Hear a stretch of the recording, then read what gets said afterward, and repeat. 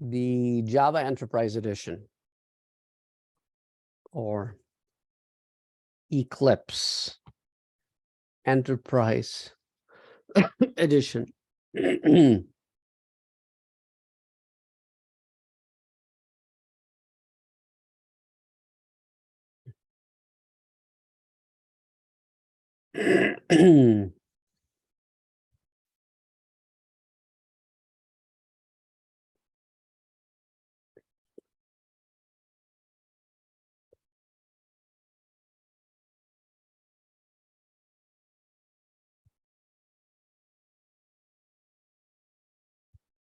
So when you open the Eclipse Enterprise Edition on the V2 Cloud, it'll give you this launch pad.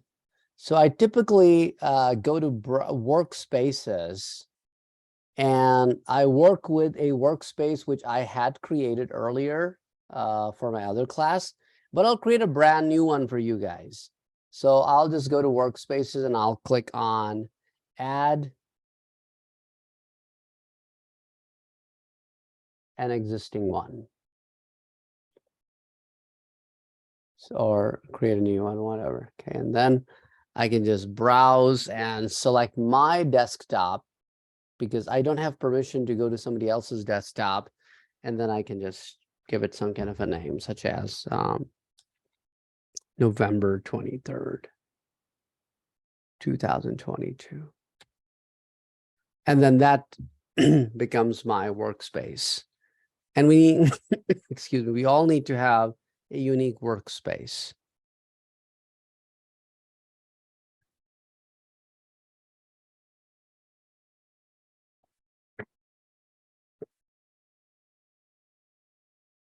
Oh, I just noticed Cole changed his to that picture. Who is this guy? I've never seen him before. Nice. Yeah, but who is Noise? Is he an actor or something? He's from a meme online. I don't even remember what it was about. He just shows up and goes, nice. Okay. He does. He reads books. It's like he's like a voice actor, like I don't know what you call that person that reads an audiobook. Okay. Okay. I'd not. Okay.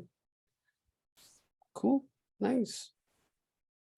So whenever your enterprise Eclipse environment opens up on V2 Cloud, you can close the welcome tab.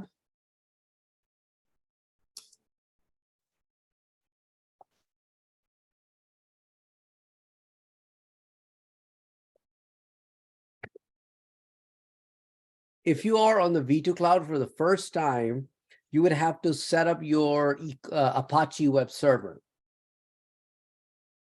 So for Apache web server, you would have to open Blackboard.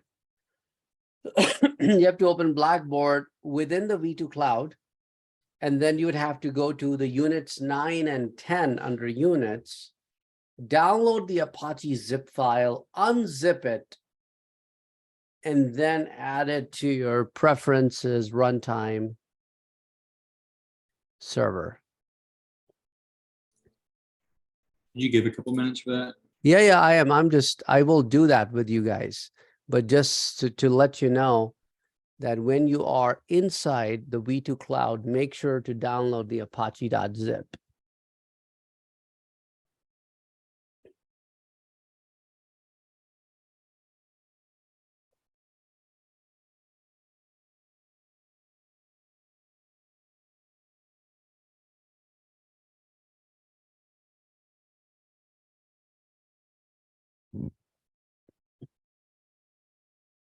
You can actually just drag and drop a zip file right onto the desktop of V2 Cloud.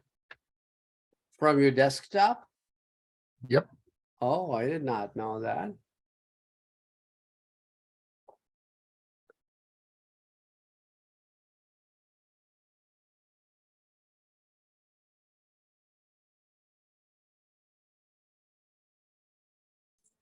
So I can just go like this. Yep.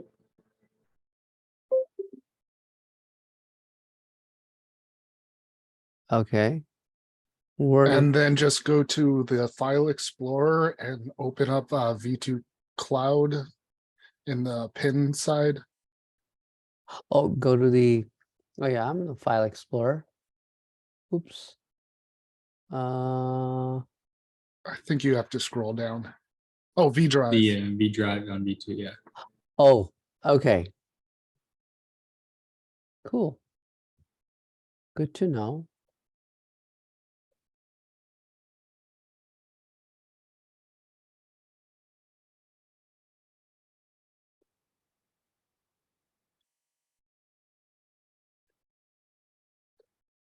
So give me a green check when all of you have downloaded the Apache to the local V2 Cloud environment and have your enterprise Eclipse opened up.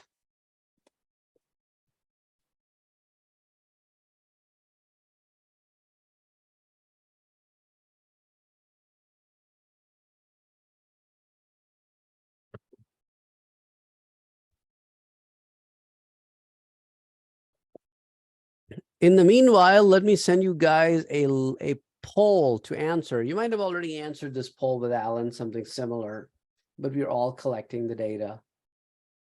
Oh yeah, we have. Did he tell you why? Yes, he did. Okay.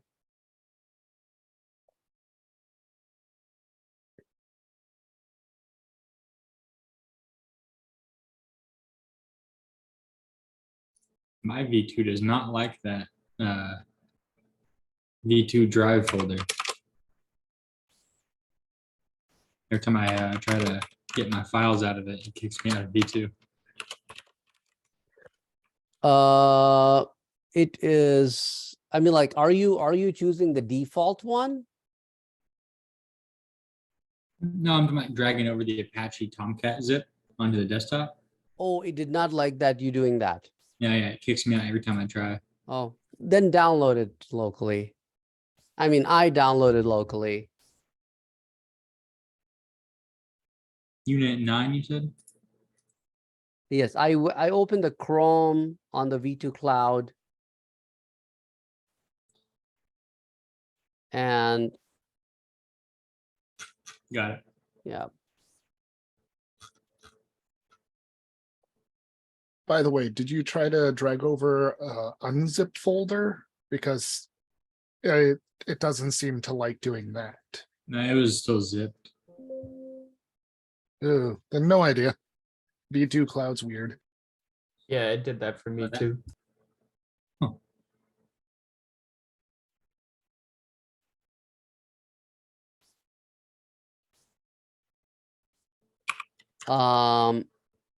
Jack, the reason is that Gateway registration office is being ridiculous and difficult to work with, and there is a need for another section for a second semester classes, and they are not letting us open an OSync evening section. They are forcing us to open another daytime section when clearly all the students who are in the waiting list and all the students who have registered for the day class just to not lose the spot, they all want an evening section. And they wanted an OSync section.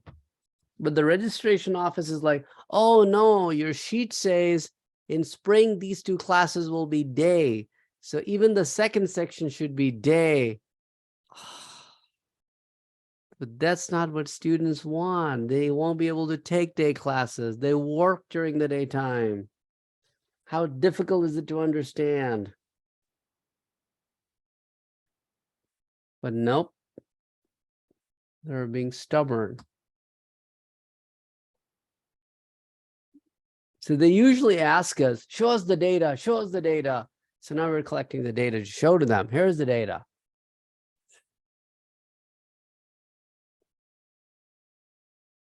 Once you actually have the data.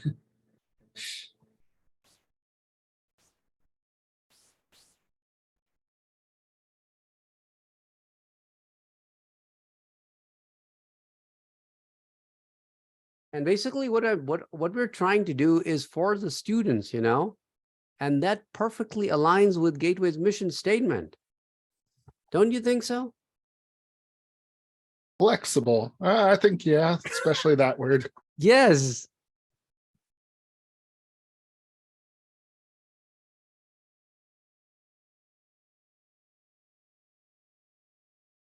Sorry, can you show where to drag it again, where to put it in the Eclipse? Oh, I am still waiting for everybody to download it to the local Oh, V2 okay. Cloud.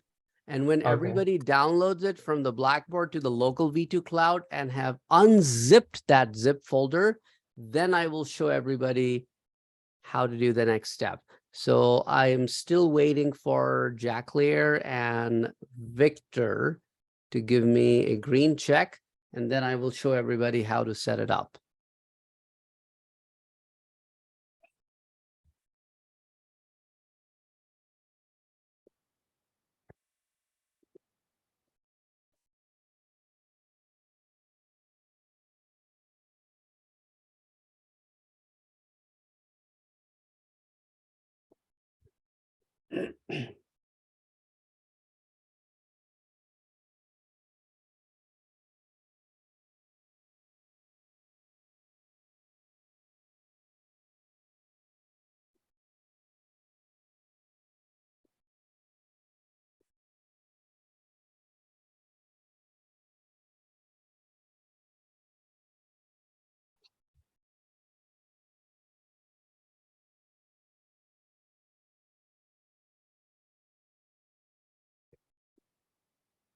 So Victor and Jack Lear, are you guys having difficulty or is it slower? V2 Cloud on your end or It's still downloading. still downloading the apache.zip on the Yeah. V2 Cloud? Okay. How about you, Oh, okay, V2's taking its time. Yeah. You know what? It was doing that to me on Chrome, but as soon as I went to a different browser, it just was like, it was just fine. I don't know if you guys have ever tried this, that if Chrome is giving you a hard time, switch browsers.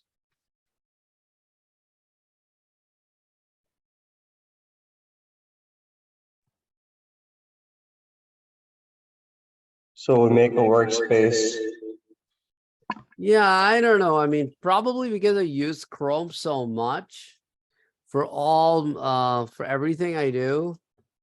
So I don't know. I even uninstalled it completely and installed it back. Still is acting up. Not all the time, but a lot of times.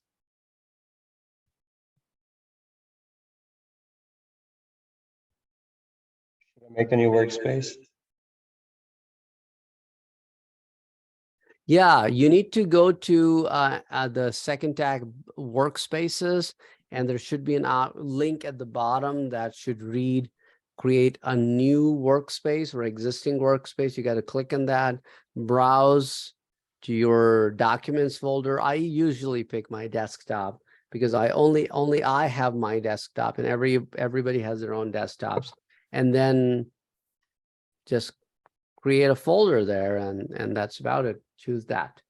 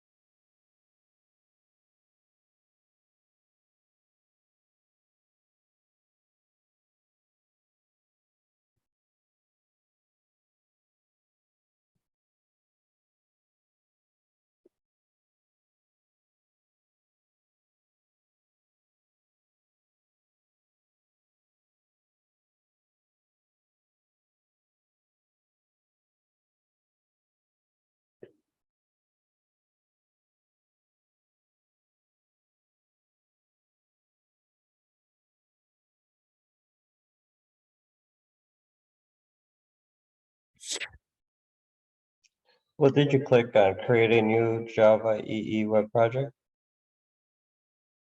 No, don't do anything. Okay, Yeah, if you have downloaded your apache.zip and have unzipped it, and you have made all the way till where I am sitting, give me a green check so that I know that you're ready for the next step. So I'm just waiting for everybody to give me green check, and then we will proceed to the next step.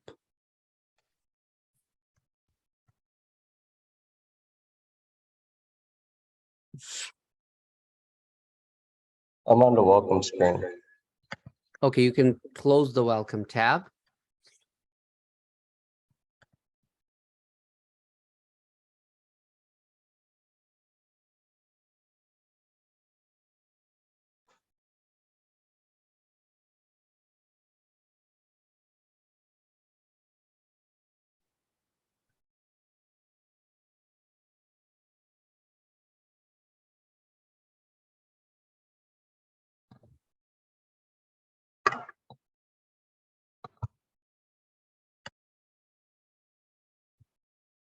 Jack, is V2 still loading for you?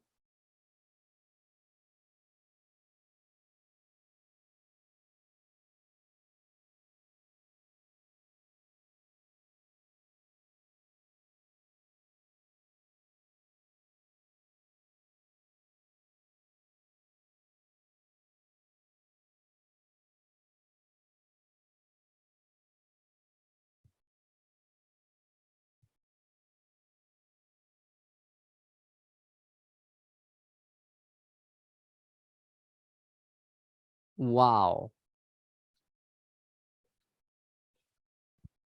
I mean, like, did it give you the login screen and you provided your information and then you are logging in, or where exactly are you in the process? It's been like almost 10 minutes now.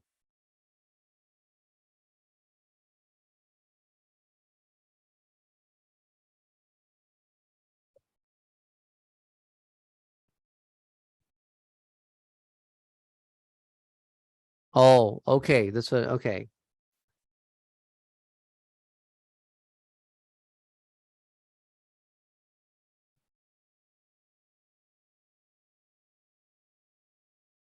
So you know what? Let me in the meanwhile grab a coffee, and hopefully when I'm back with my coffee, you are in. You know what to do, right? Go to the Chrome within the V2 Cloud, download the Apache file, unzip it, open Eclipse, and make sure that you are in a workspace, and you should be where I am. So I'll be back.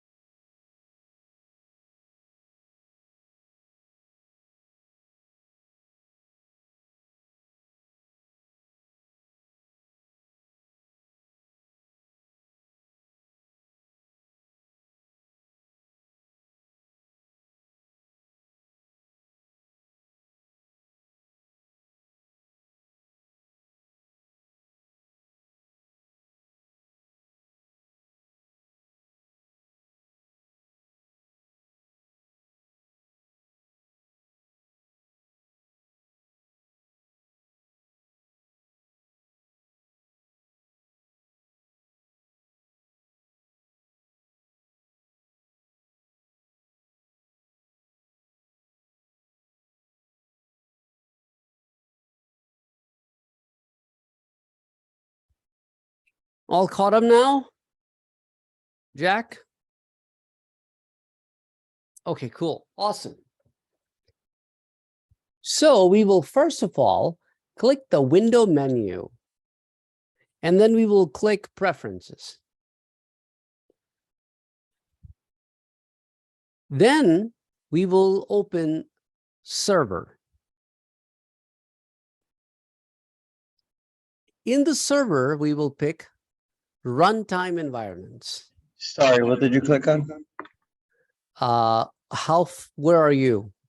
At the beginning. Okay, click the window menu and click preferences.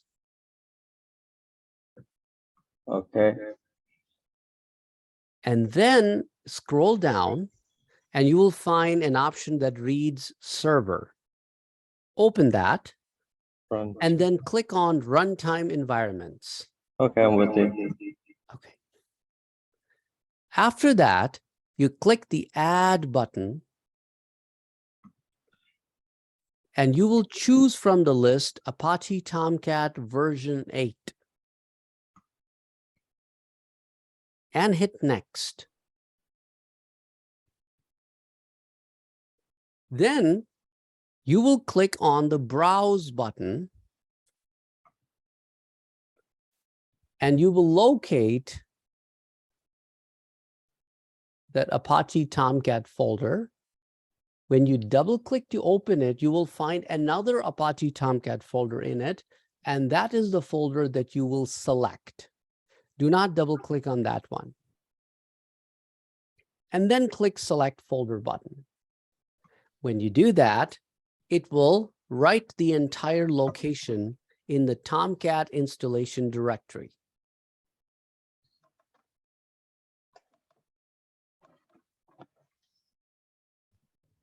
When you have made this far, you will simply hit finish and then click apply and close. So this is where you have brought in your server configuration into your local environment. So next time when we are done typing code and we are ready to run on server, this is the config that we will launch on the server, and then we will be good to go.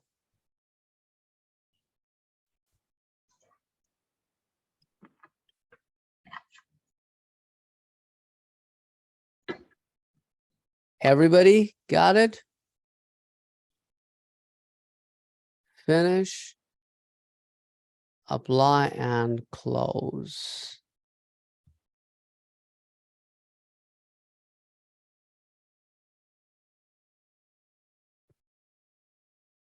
Jack Lear, Robert Reed. How about you guys? Okay.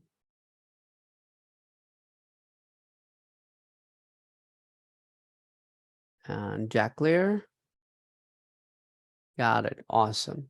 Next, you guys will click on either the link, create a dynamic web project. You can click on the link on the left-hand side. That is one way to do that. Or you could go to file menu and new project and go to dynamic web. Either way, it's perfectly fine. We need to give our project a name. So I'll call this one November 23rd, and I'll use my initials SY. You guys can use, I mean, like whatever name you want to give, that's up to you. And then we will hit next, and we will hit next, and we will hit finish. And then it loads things for us.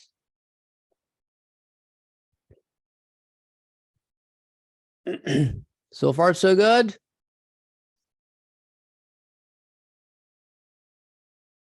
Awesome.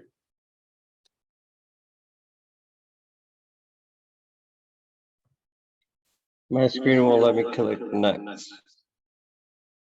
Your screen will not let you click next. No. Where? On when you're creating a dynamic web project, that screen? Yeah. Did you give any spaces in the name?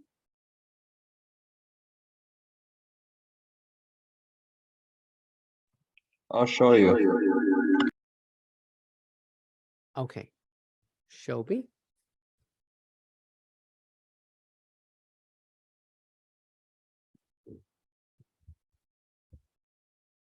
By the way, there's a lot of echo in your microphone when you type that, when you speak.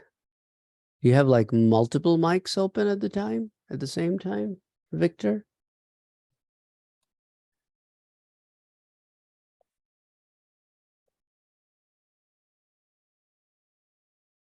Oh, I can't really see all of your screens. Oh yeah, when you speak, you can always close the mic on the other window. So you're only speaking on one of the mics and that will reduce the echo. Anyway, can you scroll down a little bit on this window? Because I can't really see your entire dialog box. Part of it's hidden, like the bottom part is hidden. You see there, I can see the next and the finish buttons at the bottom.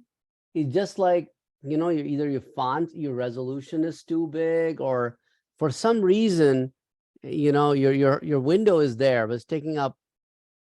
Are you following what I'm saying? Does anybody knows how to Yeah, I'm following what you're saying. go down so that the whole dialog box can be displayed? No, it won't let you go outside the window size. It will try to put the, okay. So, I mean, like double click. It won't let you double click on the, does it let you double click on the, oh, try this. Double click on the title bar where it says new dynamic web project, double click in that. Yeah. Yep, right there, double click. Oh, here you go. Thank you. Hit next. And then hit next, and then hit finish. Cool. Thank you, Oscar.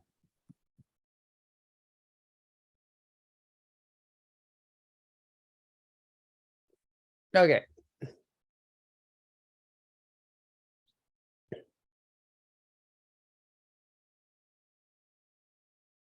Now that we have the project created, let's right click on the web content and go to new and click on HTML file.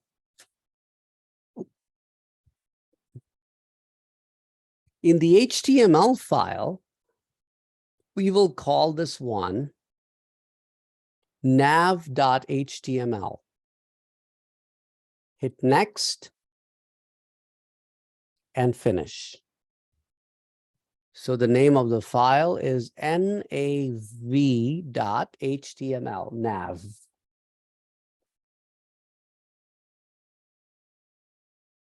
Really?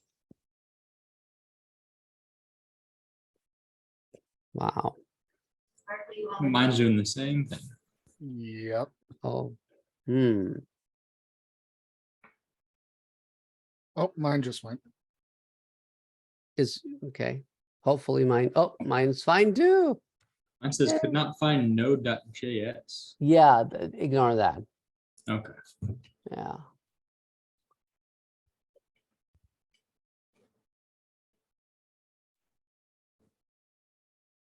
Okay, click OK. I'm trying to ignore it, but it won't leave my screen. I hit okay, and now it's just loading again. Yeah, I Oh, just, there it goes. okay. Now let me increase my font size. So appearance, colors and fonts.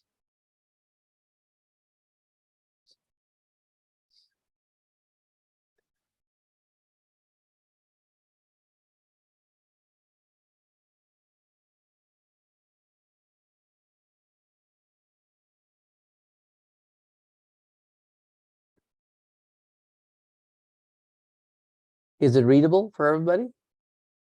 Yeah. Yep. Also hitting Control and plus will increase the font size. Control and plus. Or control and equals, sorry. Control and, I read it. oh, cool.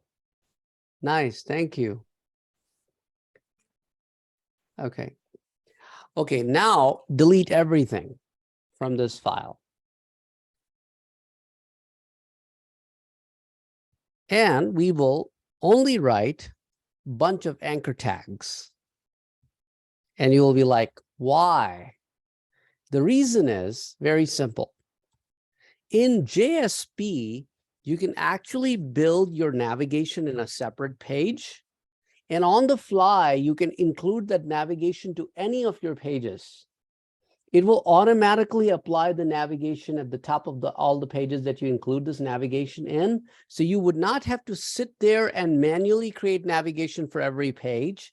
And then if you ever want to add any new page or remove a page or update a page in your navigation, you just update this one file, and everywhere where this file is used automatically gets updated on next run. Neat, right?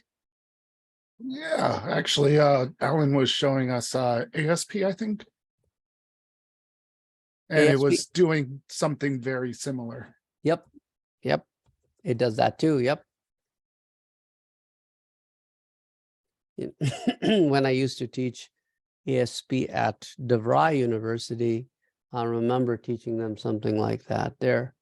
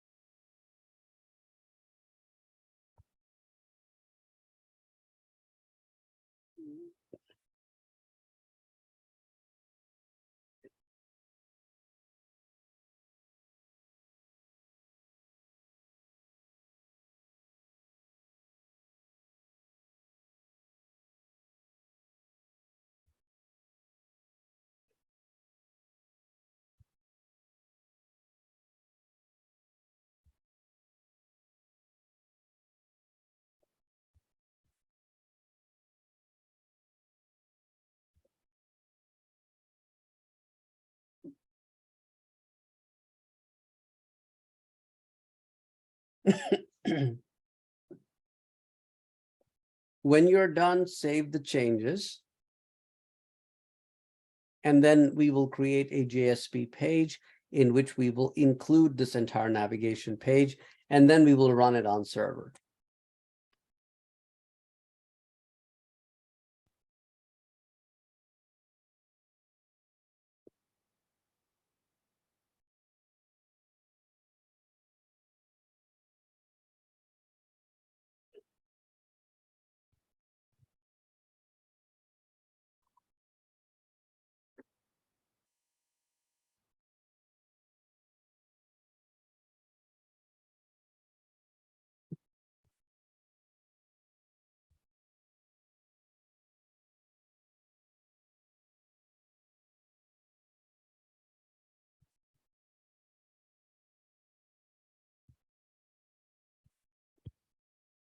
Okay.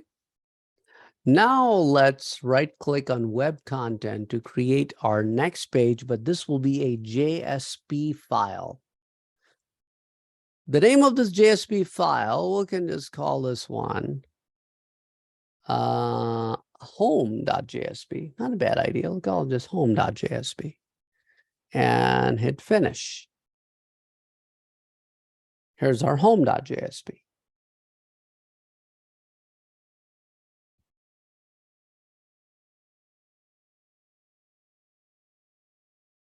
Now, inside the body of my page, I can just, for example, I can give some kind of a heading or a title. And then I want to have my navigation. So I can use JSP include directive. And I will do nav.html.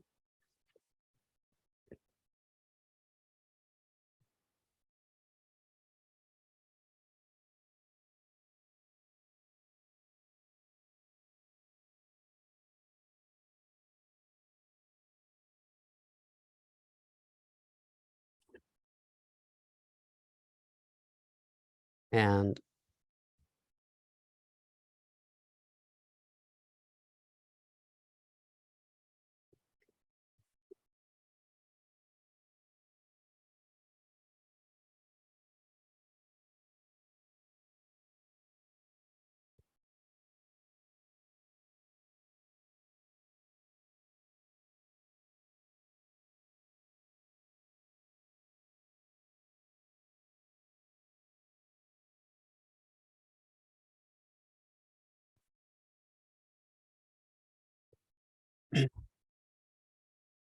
and whenever you guys are done, you can right click on the home page and run as on server. Apache version Tomcat, localhost, next, finish.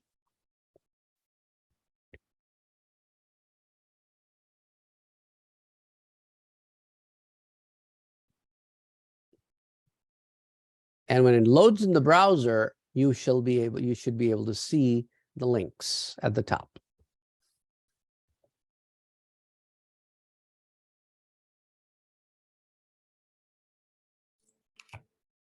I got a starting Tomcat server at localhost hasn't found a problem. Yes, yes, I was expecting that. After mine ran successfully, all of yours will fail. And I'll tell you the reason. The reason is because V2 Cloud, even though we all log in separately, it just makes a shared environment. So if I am running a web server before you start running it, I take up the default ports. So when you start running that, it says, too bad, the default ports are already taken and you can't run your server on the same ports. That's what basically all of you are facing the error with. So I will let you share your screen so I can teach everybody how to fix the problem.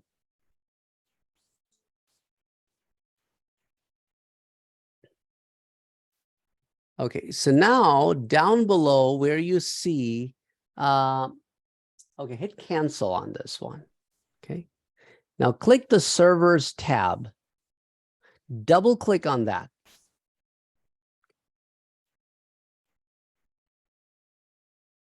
Now, do you see where it says 8005, 8080, 8009? Those are default numbers. I already took those numbers. So randomly change each one of the number to some other number, 4-digit number or 5-digit number. You know, you can go higher up if you want to, all three of them.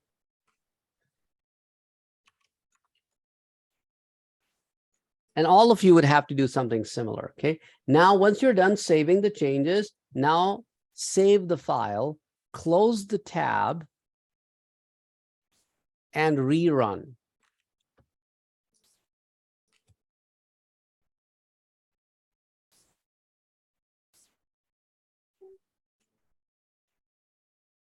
Yep, it's starting. Interesting.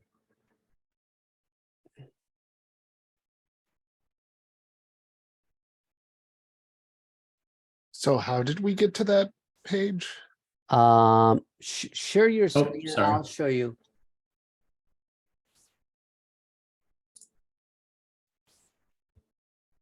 At the bottom of your screen in the servers tab, you double click where it says Tomcat version 8, and then a page will load up in the middle, and we change the port numbers to different 4-digit numbers than what they are by default. You can even go 5-digit numbers if you want. And then save the changes, close the tab, and then rerun the program or rerun the JSP file. Okay? Thank you. Mm-hmm. Anybody else wants Jordan to keep sharing, or you guys all got it?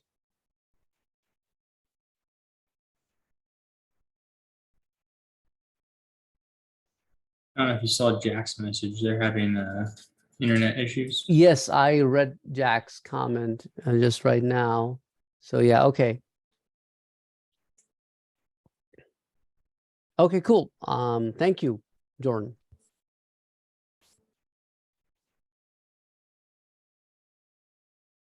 Okay, now let me share my screen again.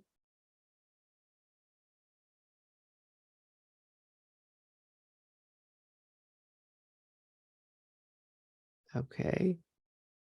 Now I want you to go back to nav and try adding one more link.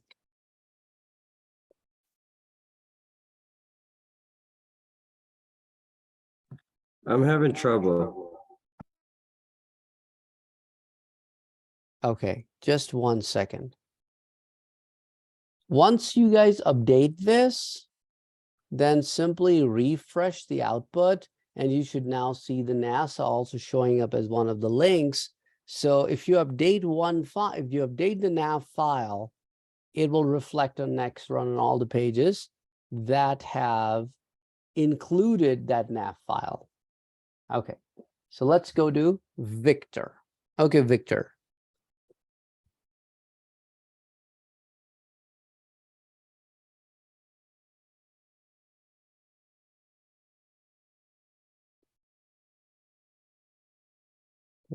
Now, okay, did you save the changes? Go ahead, save the changes.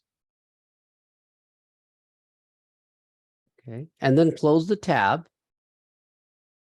Okay, then don't run the nav. Don't run the nav. Okay, and also, Victor, your nav.html is not saved. Can you go back to nav.html and save that? Okay, now go to home.jsp and run that.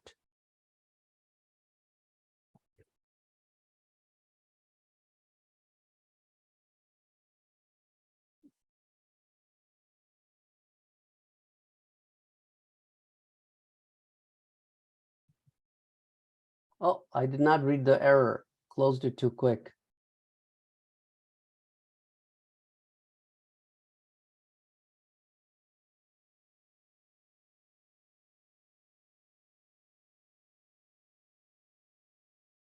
Okay, yeah, go ahead and run it so that I can see the error message. Hit finish, hit finish, hit finish. Okay. Why are you clicking on it again and again? Oh, just click on it once, let it run, and let me read the error message. Just hit next and finish.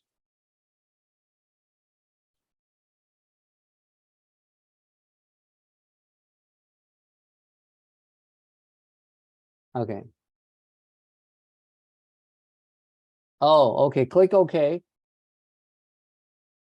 Double click on the Tomcat. Change those numbers because that's what's complaining about, that those numbers are already in use. So I did change them, but I can't save it. you have a you have too big of a number, 51,000. That's too big of a number. Where Choose did I change something, it? huh? Oh, Yeah, that's too big of a number. 51,000, 110,000. Yeah. Yeah.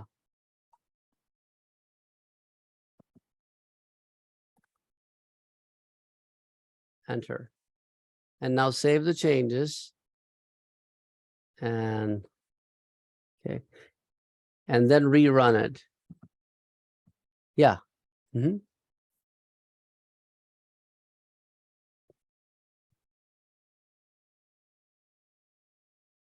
Here you go, starting. So if you pick too big of a number that it doesn't even have those many ports available on the machine, then it just gives you the same error that they are in use because it doesn't have those many ports. Like no computer has over 100,000 ports or over 50,000 ports.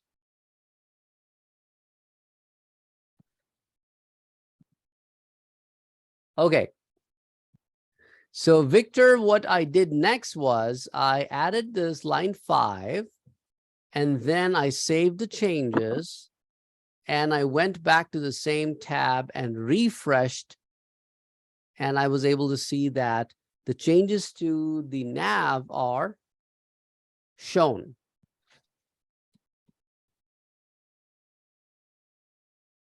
Yeah, that shows you that all the changes go in whenever you refresh the next time.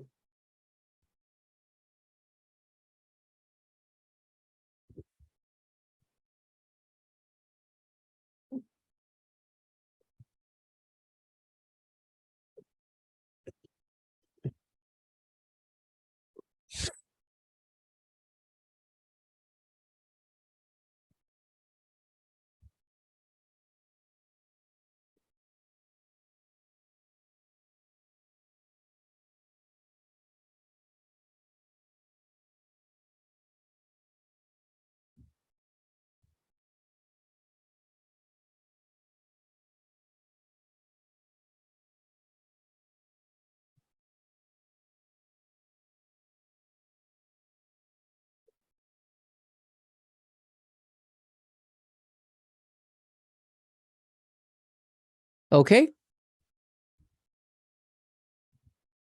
Everybody caught up here?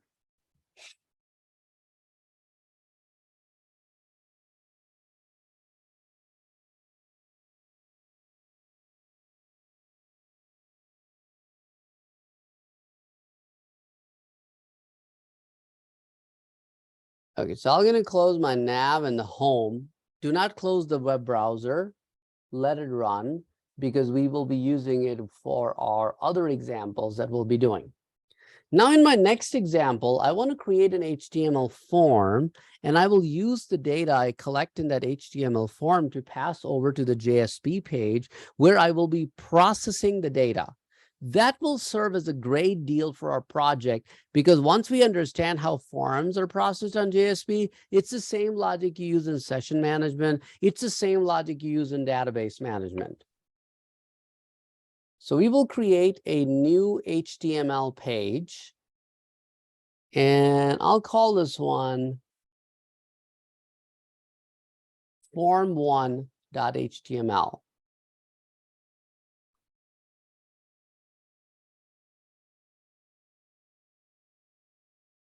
Forms always have a method and always have an action property, which is the name of the page to which they will be submitted. I will just write a name of a JSP page, which I will create later on. I don't have this page yet, but I'll just write its name.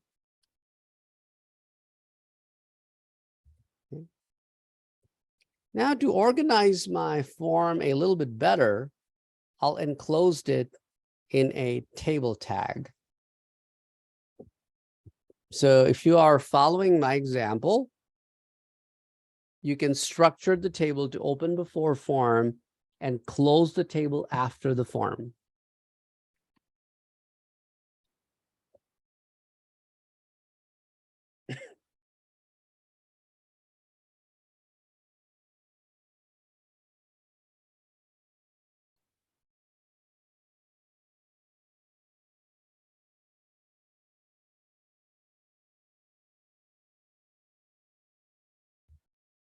Then in HTML tables, we have TRs, which help us create table rows.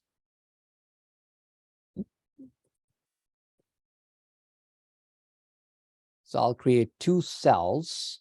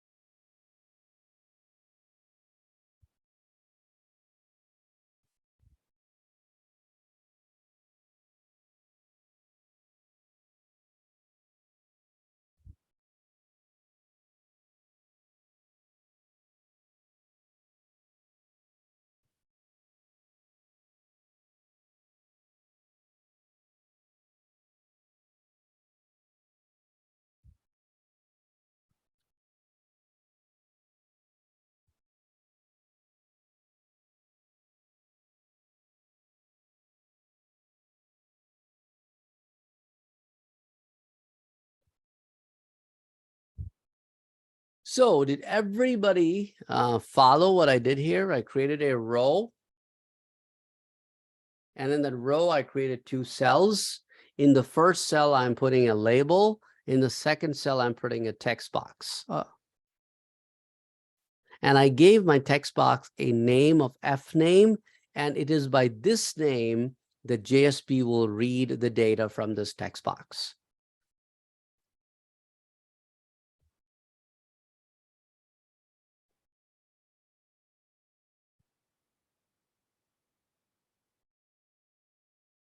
Once I create the first row, I can copy that and paste it to create the next row.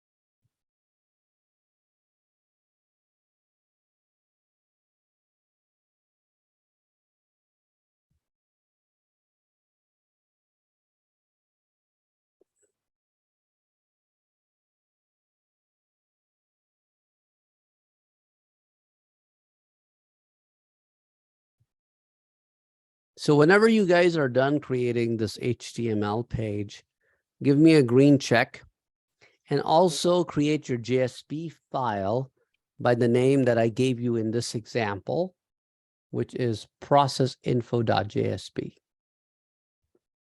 That will be the page that will receive the data from the HTML page and will process it.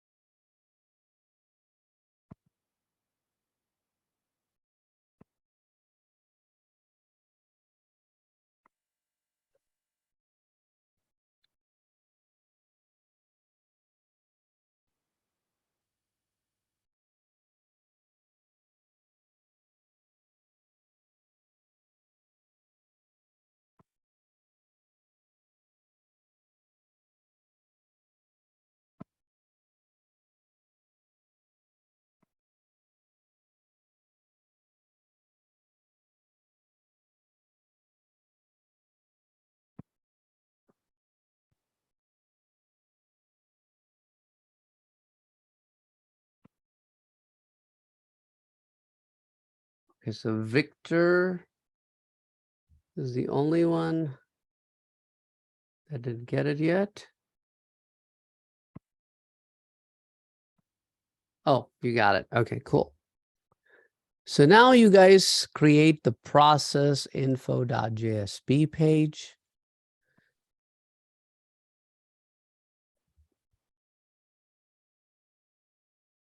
And on this page, you will start out by writing a scriptlet. I'll create different objects to extract different kinds of information from the form. So we use the request object, which is a JSP built-in object, and it has a built-in function called getParameter, and you can give it the name of the form element that you want to read the data from. The name of the form element does not has to match the name of the object or vice versa, but I'm just using the same name for my string object as the form element. Similarly, I have last name. Make sure you change the names.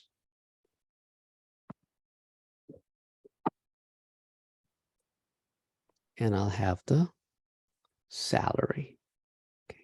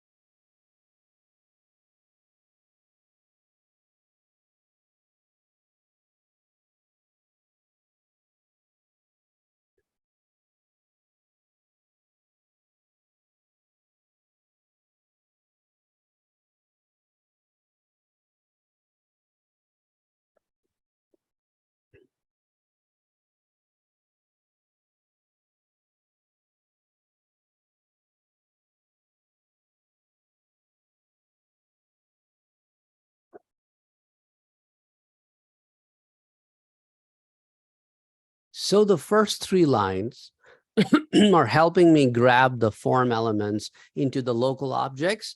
The next three lines are helping me display those local objects. One more thing I'll do is I will also add a break row. And then I forgot to change this to L name.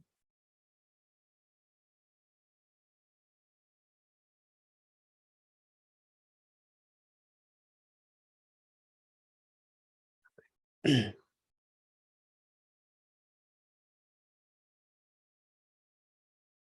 I just run process info directly? No. No. Why not?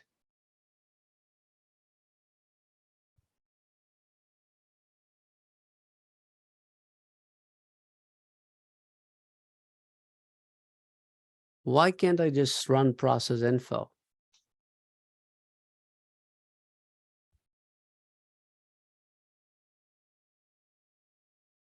Not sure.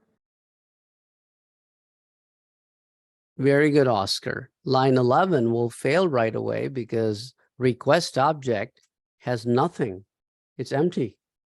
When it says get parameter f name, there is no get parameter f name sitting in the post to be read.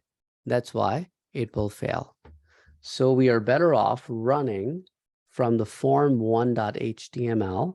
So we go to form1.html and we run that on the server. When that opens up,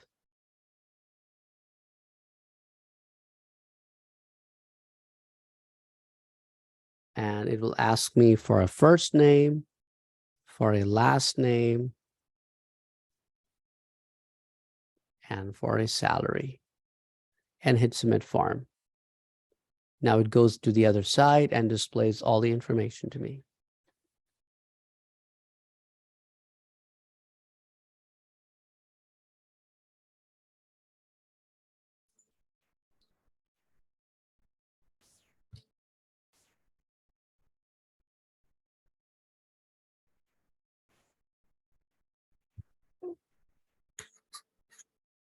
Give me a green check. Would you guys get this information?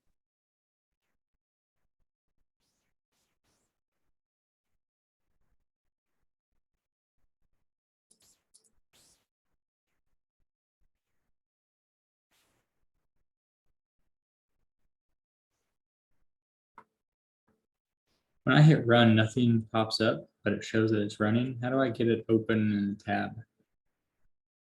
Did you try right clicking on the form1.html and then go to run as, run on server to see if that helps?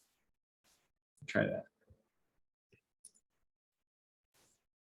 Even if that doesn't work, then if you have a browser window open where one of your previous pages is open, replace the last part with form1.html to see if that works. I got it. Okay, Run as cool. work. Awesome.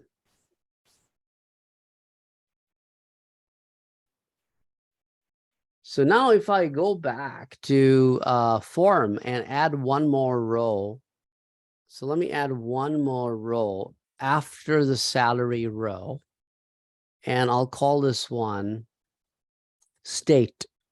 And instead of an input box, I will have a drop-down box.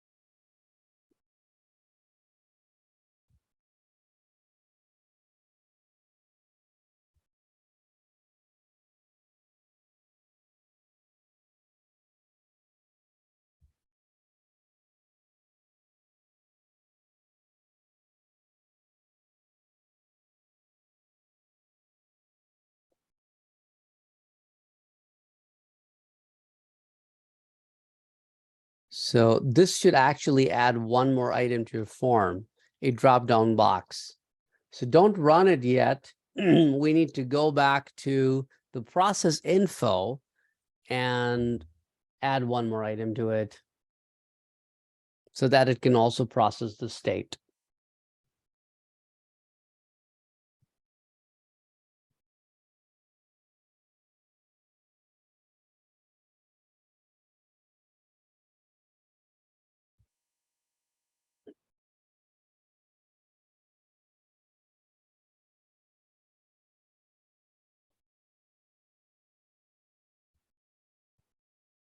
Okay, so let me go to processinfo.jsp and I will add one additional line after line 13, which will be state and state. And just like I'm displaying everything else, I'll also display the state.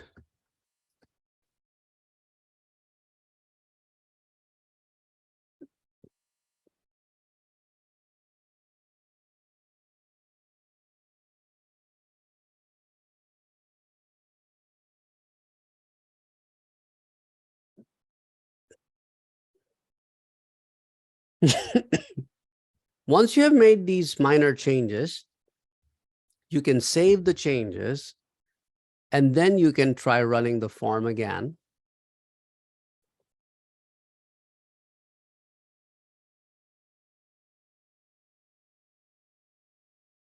And then you can see that all of this information goes to the other side and it processes it.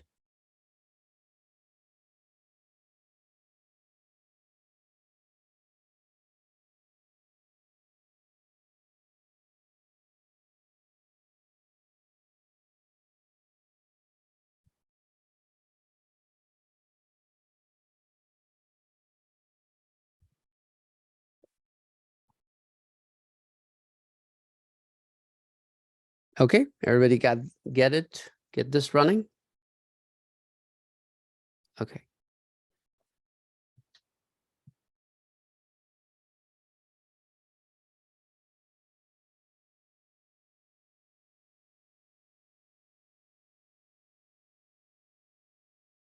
Now, let me comment out lines 15 all the way down to line 18.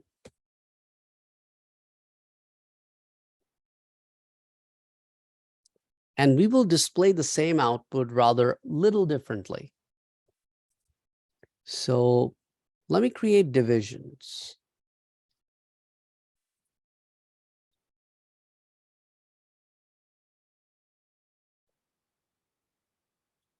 The top division, I will give it an ID called table. And the bottom division, I will give it a class called TR. Okay, so what is the difference between a class and an ID? ID is used when you only want to apply it to a single tag, and class is used when you want to apply it to multiple tags. So we'll create another division with a class identification called TD.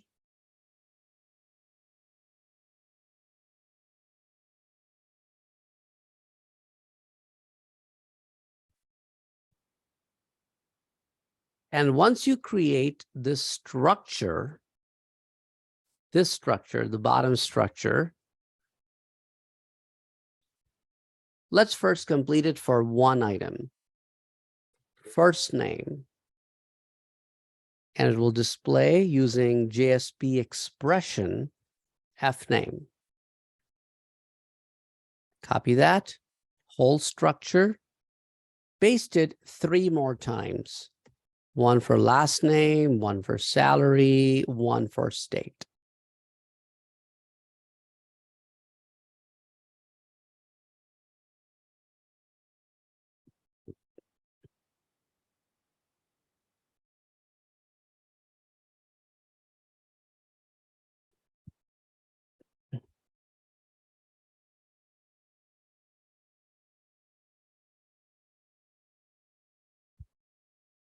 We're not done yet.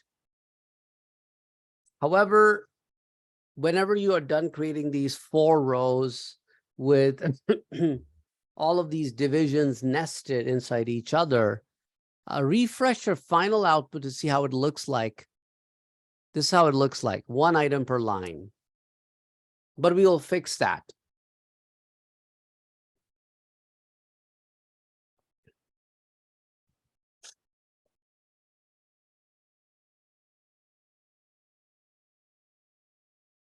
I don't know if you guys remember this or not from your internet programming class, that you can actually use some CSS properties to change regular HTML tags to appear like a table. And that's what I want to accomplish in this example, just as a refresher and reminder of how CSS can generate tables. A lot of the CSS developers, by the way, have stopped using HTML tables and they've started using the CSS tables.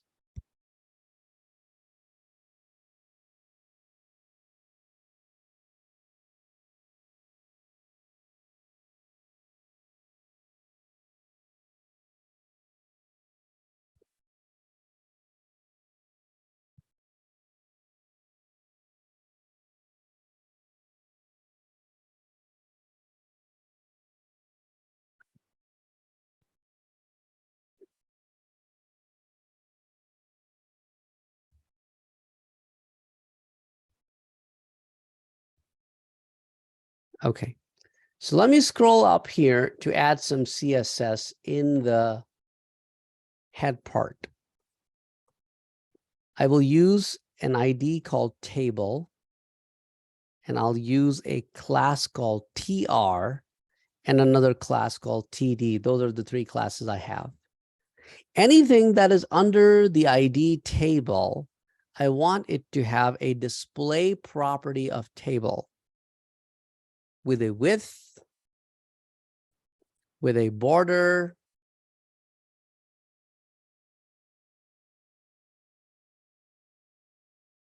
anything that's TR, I want to have a display property of table row. So it will act like a table row. Anything with a TD property, I want to have a display property of table cell.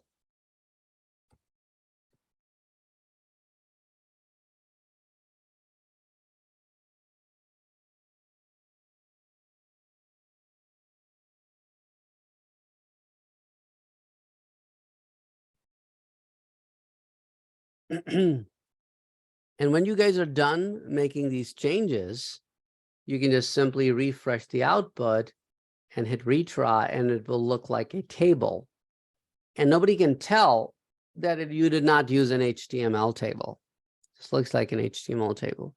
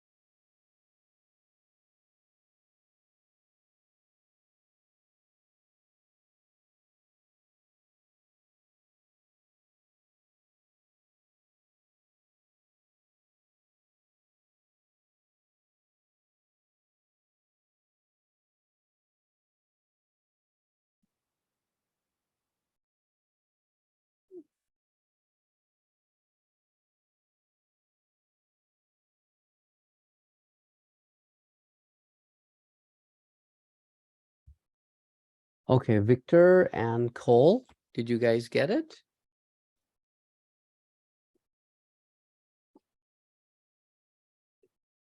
Okay, cool. So now let's add one more thing to this. If I want my salary to be treated like a number instead of a string, let me first change this to double salary. And doing that, I would have to now do double dot parse double. And I have to cast it like that. The rest of the logic is perfectly fine. It's just like on line 18, I would have to treat it like a double value if I want to treat it like a double.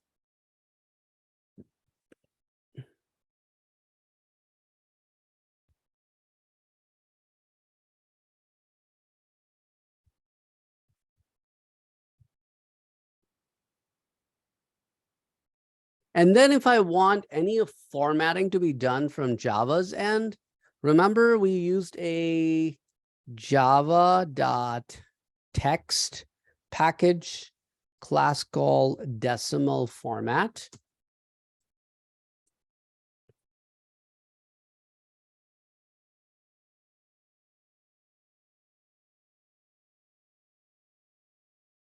And we can continue to use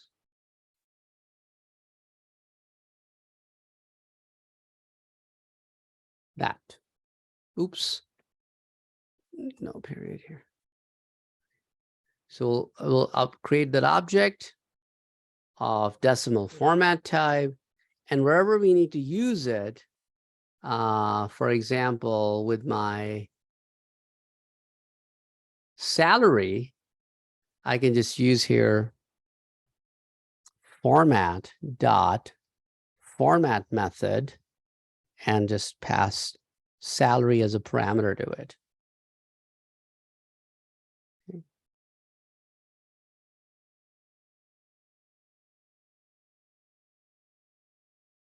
I don't know why it's giving an error. It should not be an error.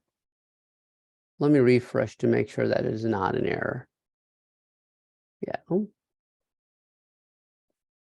What's going on?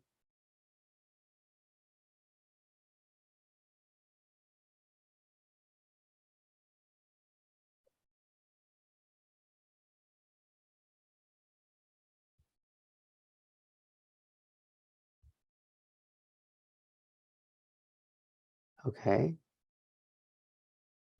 Line breakpoint.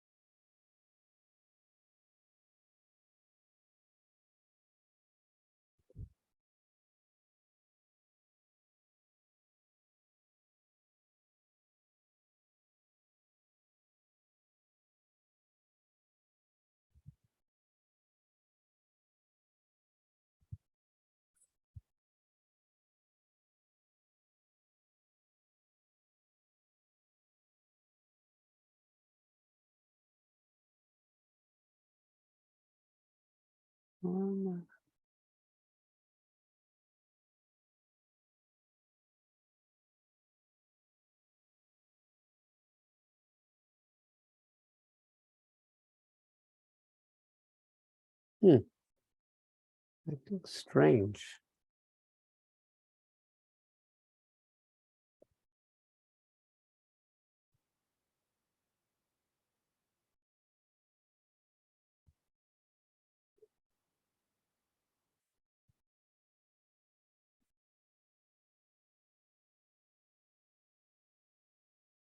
Okay. Oh, my bad. Should do this format. Yep, that makes sense. Okay. So fix your format on line number 20 and then on line 37.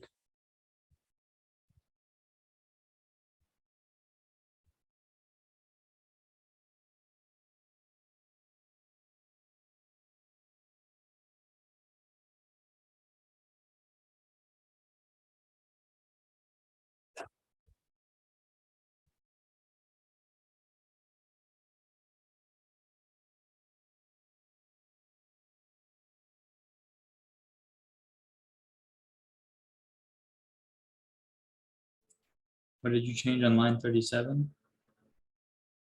No, I did not change anything. I actually renamed my object to DF from format. So I updated that to line 37. But if you still have it as format, you can just leave it as format. Okay. I'm still getting the same error. Yeah, I And I- still have the error, but it works. Okay. Yeah. I don't know why. It's Eclipse thingy. Syntactically, everything is okay.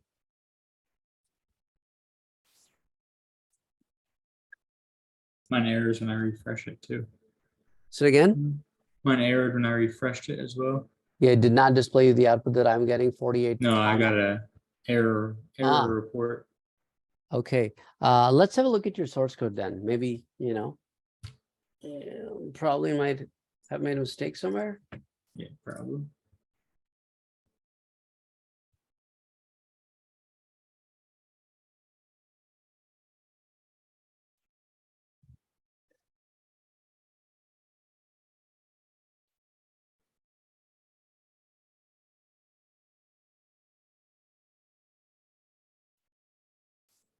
Okay, go back to your output. Okay. Hold on a second. Just wait. It is complaining about line number 18. It's saying an exception occurred on line 18. Okay, can you hit the back browser button for me, please? Okay. Oh, see, you wrote salary as a state and your state is all messed up. Oh, So can you go to your Yeah, form? something random. Go to what? Form, Form one? yeah. Yeah. And then in your form, oh, you're missing an entire TD. So can you copy line number 19 and paste it after line number 22? Hit enter and paste it here. Change that salary to a state.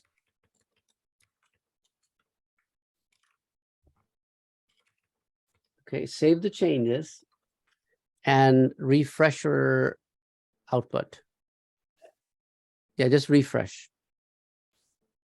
Cool. Now put in a name.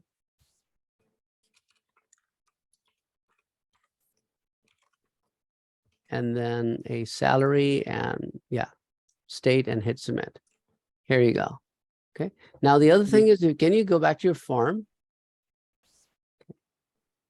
I think for your submit button, if you scroll down, okay, it says submit form. Oh, it shouldn't be the name submit form. It should be the value submit form. On line 34, yeah. The value is submit form, and for the line above, the value is reset form.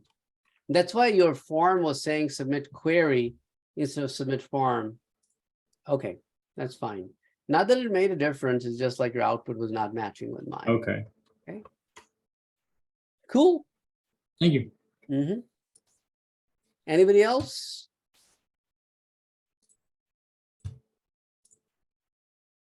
Works for everybody else?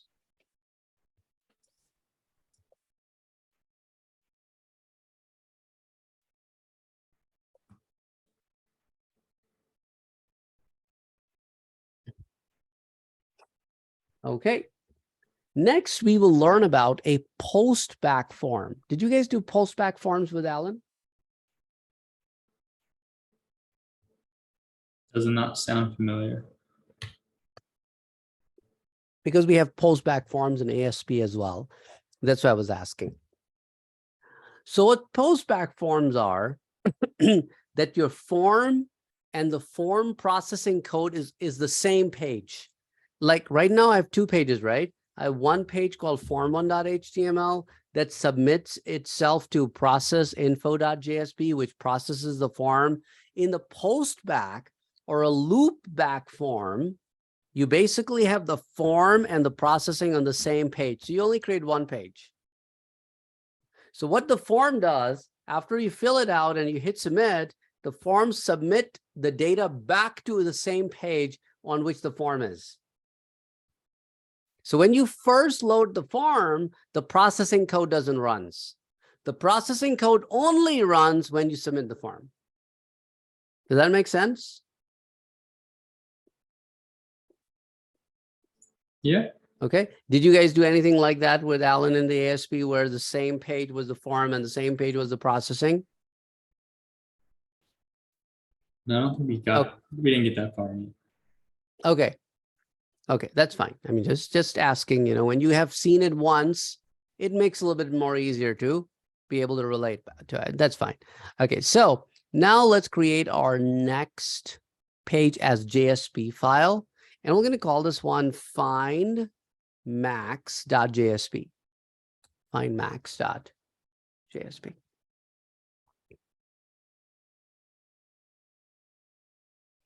So in this form, I will be using a JSP declaration. That's where my function will be, which I will call when I want to process the form. Then I'll have my form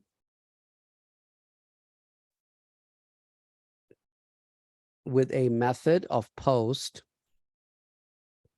and an action will be to submit it back to itself. Now, this is where I want you to be very careful, because if you call your page something other than findmax, use that name. If you have a case difference between how I called my page findmax, then use the case matching the way you named your file, okay? Because this is case sensitive. Now I have two numbers here. Number one, input type oops, equals to text.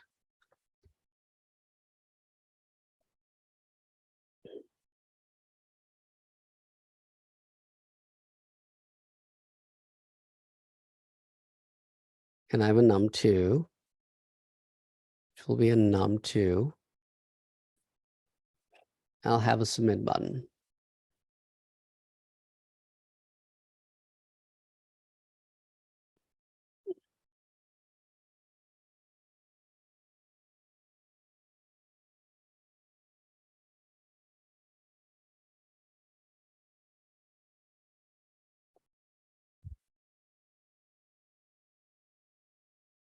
And then I'll have my JSP scriptlet, and that's where I will process the form. And this is where I'll have my form processing method.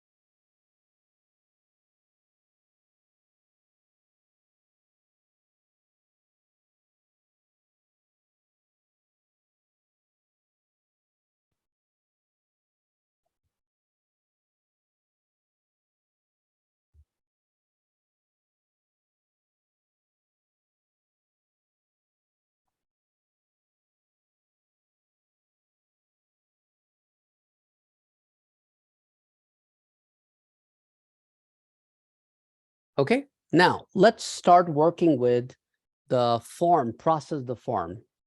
So I'll have my strings s num1 to request dot get parameter num1.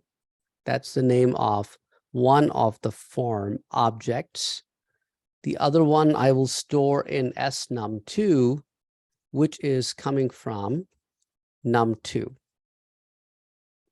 So num1 data goes in s num1 and num2 data goes in s num2.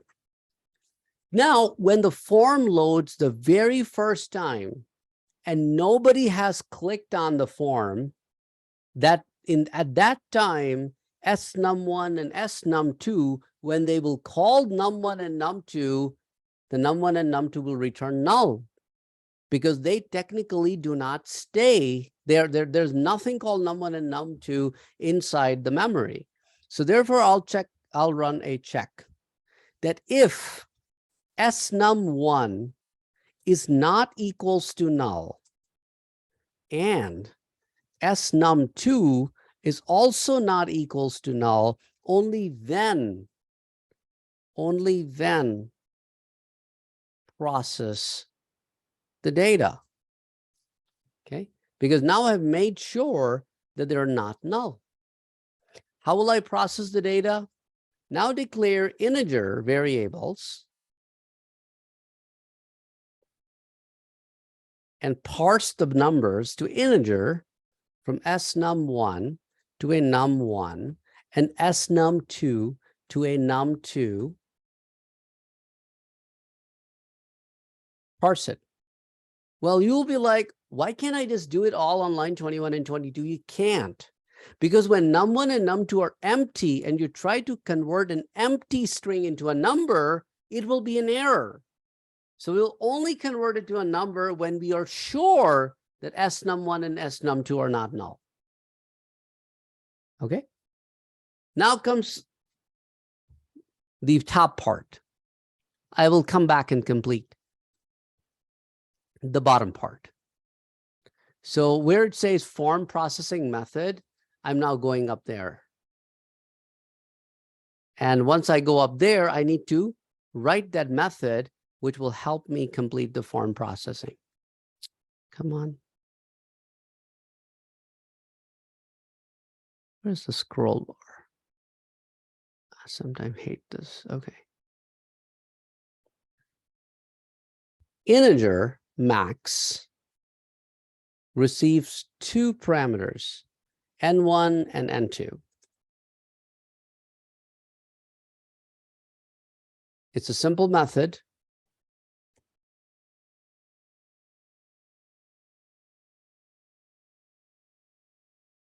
Which checks to see if n1 is greater than n2,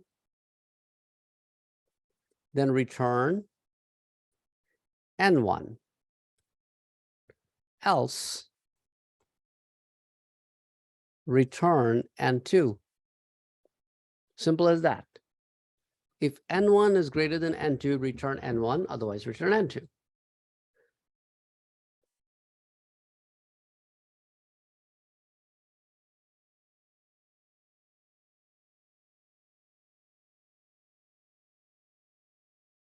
Once I have the method done, then I will come down to the scriptlet and call that method and display the output.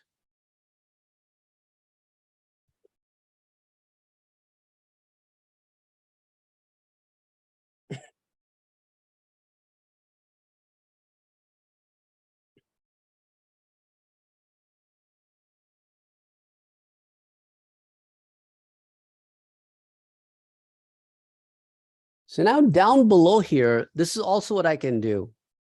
I can actually close the scriptlet and open the scriptlet again, just like that. So in between, I'm using a combination of HTML and JSP. So one of the reasons I'm doing this is to show you guys again that you do not need to write everything in JSP. So I can say the largest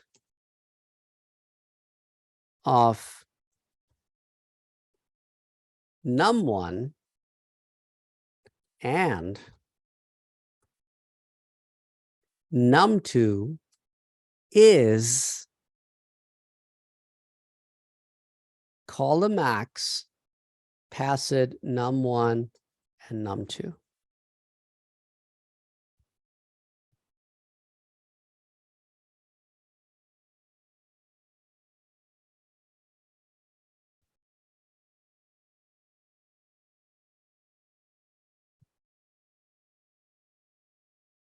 So this line will still be considered as part of the if condition body because it is within the if condition. It's just not like it's inside the scriptlet. It's between the scriptlets, but it's still part of the body.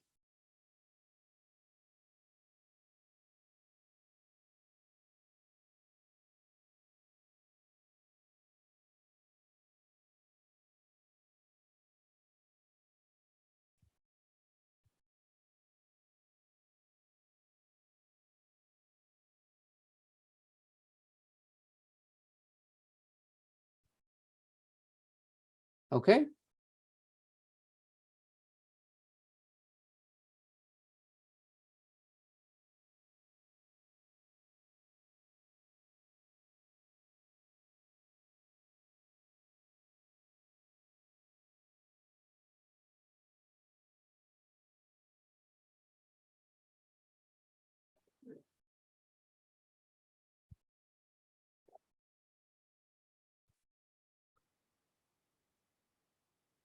Now, when you guys are done with this, you can run findmax.jsp on server.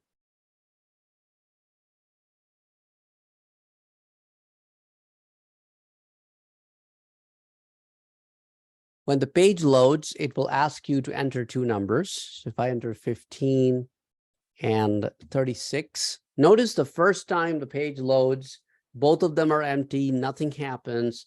Then you click find max, you submit it back to the same page, and now it displays the output at the bottom. You might have seen something like this happening on a lot of websites where you have a form and you put the data and you hit the button and the output is displayed right there on the same page while you can still also see the form.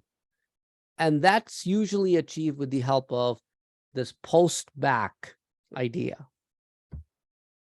That you post the data back to the same page so you can see the form as well as the output.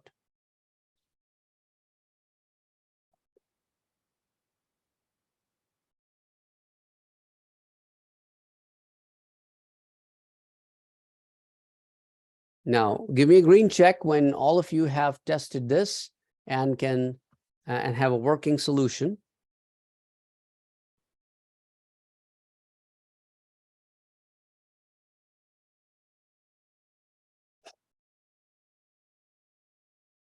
And did everybody understand this as well, what we did here in this example?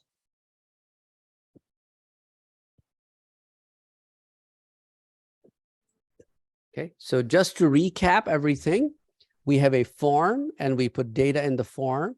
After putting the data in the form, we hit submit, and then the data in the form was submitted back to the same page. One was submitted back to the same page. On the next run, the snum1 and snum2, which were originally null when the form first loaded, were not null anymore. As a result, line number 29 was true. As a result, line 30 and 31 fetched the values of the numbers. Line number 33 said the largest of this number and this number is, call the function max, pass the two numbers over to max, and the receiving and the passing parameter names don't need to match. It checked which of the two is the greater of the two numbers and simply returned that number back, which was then displayed here.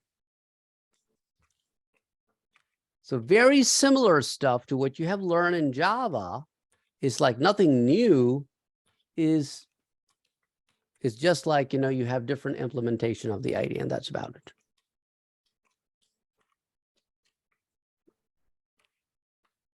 Okay.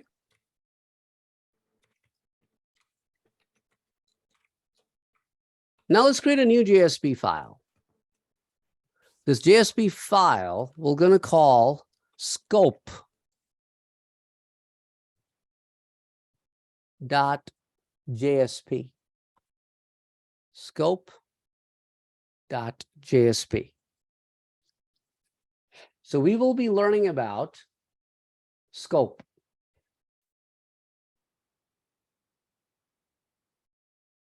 You all know scope?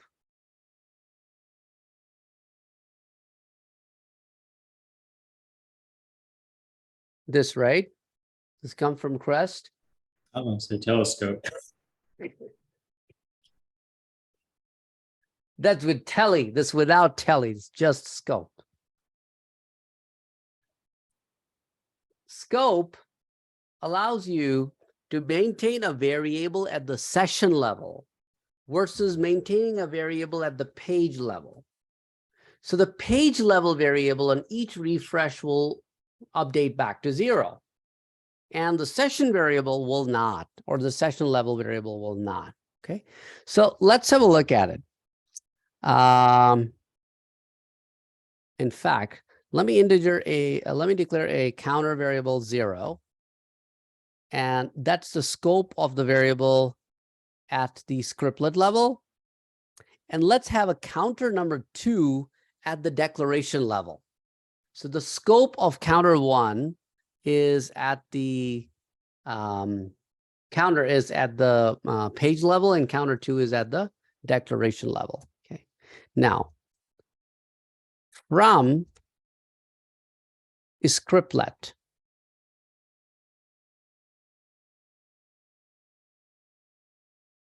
Counter plus plus. Okay. And then from declaration, counter 2 plus plus.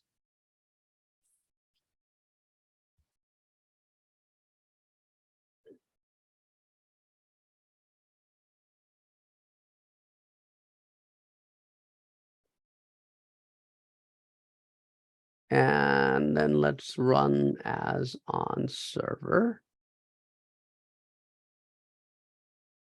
Right now there's zeros. When I refresh, notice the declaration one is maintaining its value on the refresh.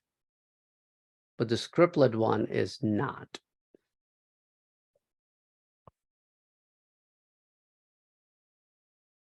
So their scope is different.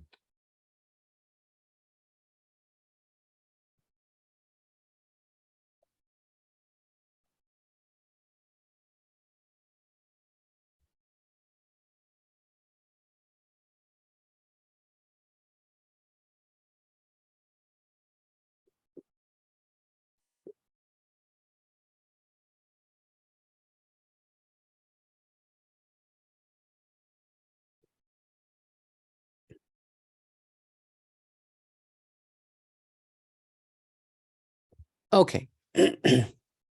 Everybody got this?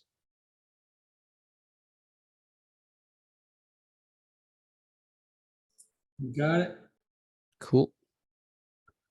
Okay, so now let me create a new JSP file, which will now be our very first example of session handling. So we're going to call this one session handling 1.jsp, of course.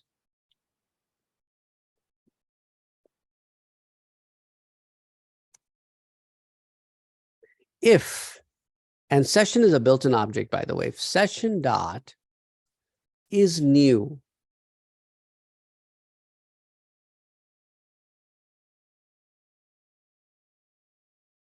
then I will tell user, welcome.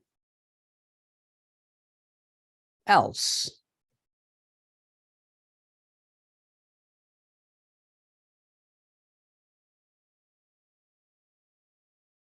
I will tell user, welcome back.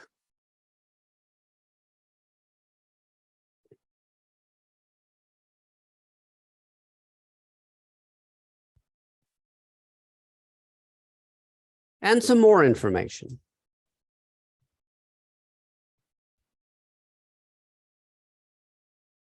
This session was created at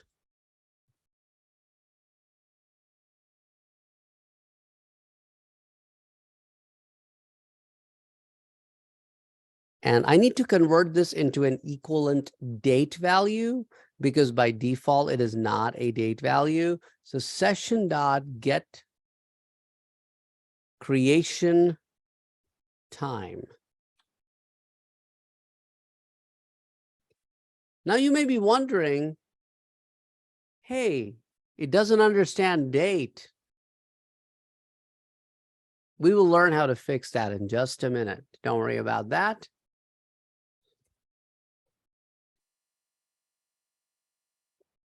And then we will write this session was last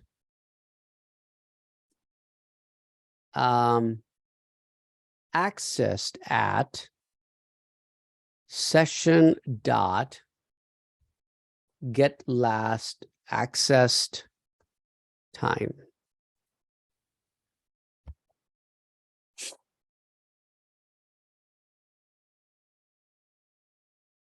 We will fix the date next, so don't worry about that. Those percent arrow signs are messing me up.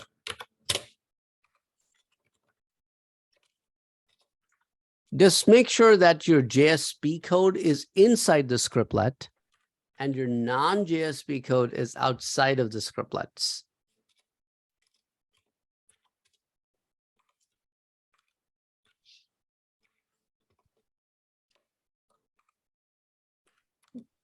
Yeah, I'm getting an error on welcome back. Go ahead, complete the rest of the code, and then I will complete my code, and then I'll look at individual people's code.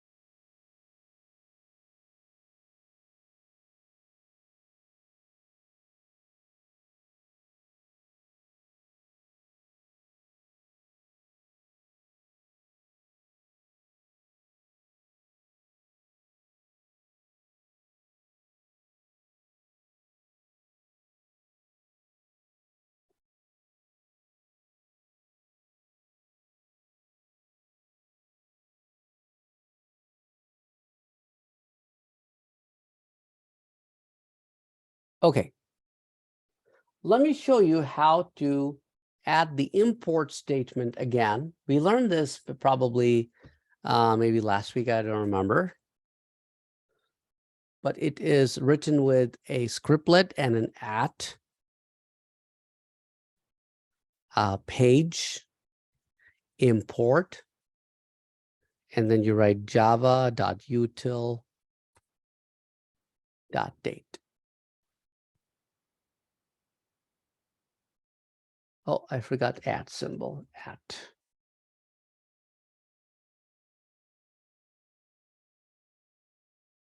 at page import java.util.date.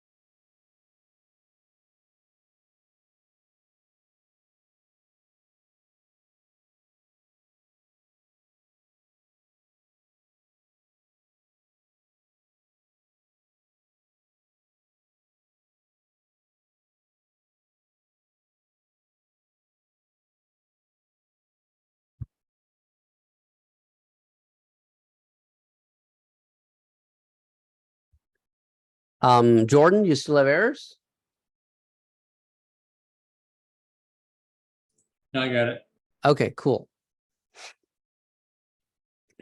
So once you are done with this, you can simply right-click on the session handling 1.jsp and run as on server. And this will give you that, since we've already started the server, the session is already established. So it tells me, welcome back. The session was created at so-and-so time. Notice that is basically the time when I ran the server the first time, that's 6:15. And then it tells me the current time, which is when it was last accessed.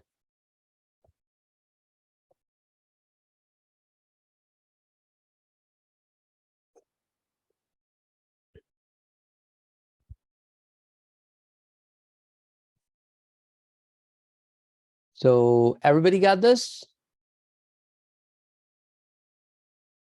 Right?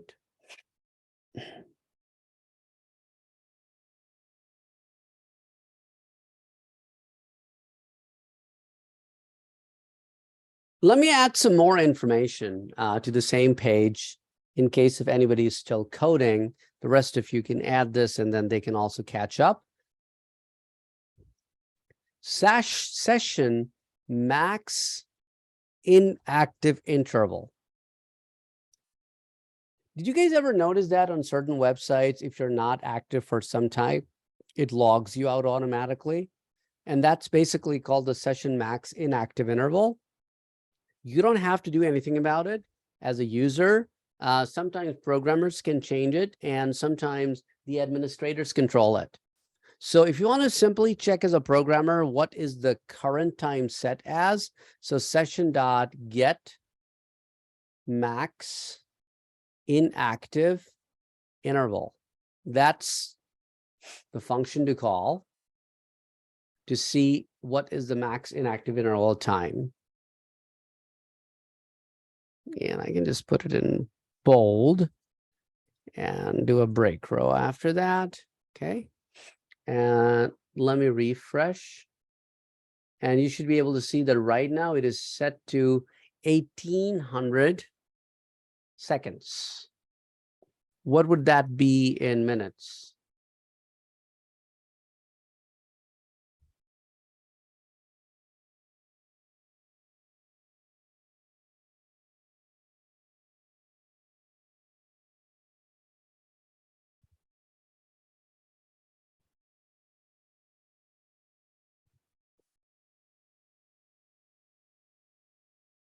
$1,800 seconds. What would that be in minutes? 30? 30 minutes. Correct. Okay. Now, let's change that. Programmers can actually change that this session, whenever this session code will run, it will set the max inactive interval to, let's say, 15 seconds. Okay. And after that, let's check to see what it displays for the session max inactive interval now is, okay, let's see if it reflects the change.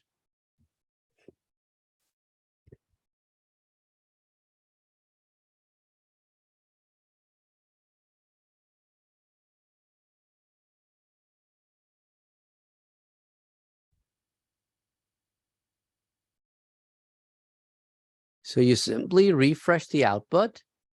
It will tell you, hold on a second.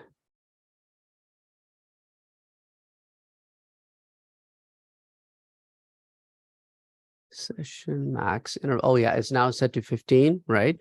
So we're going to wait for 15 seconds. Right now it says welcome back on the very first line, right?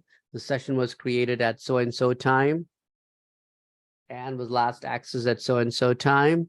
The maximum interval was 1800. It is now set to 15 seconds.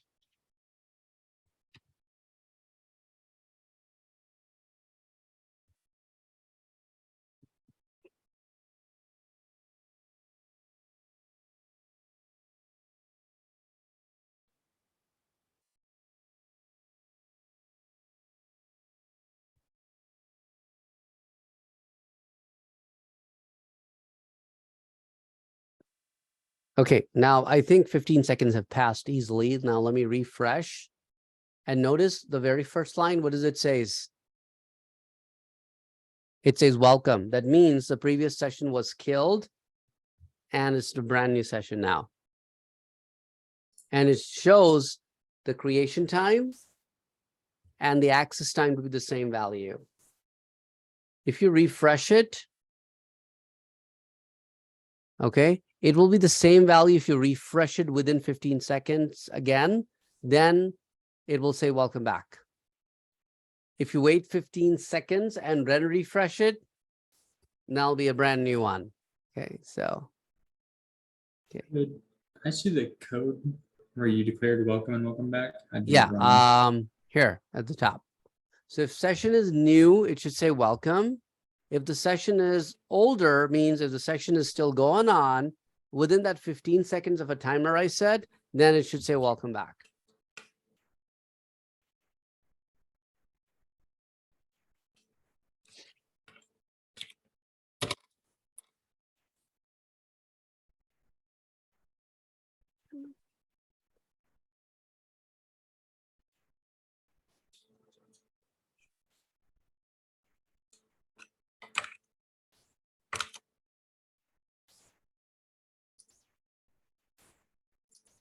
Got it. Thank you. Awesome. Cool. Okay. Everybody got this working?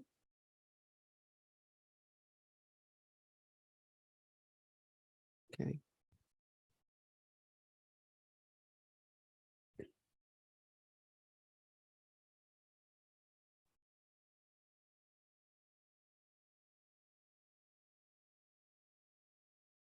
So now that we have learned how to process the forms on the JSP, and we have also learned how the basics of sessions, our next step will be after we'll first take the break, And then when you come back from the break, our first step would be to solve a session management activity where we will create a session and we will make sure that as long as the session is active, we can visit the page. If session is not active, we should not be able to visit that page.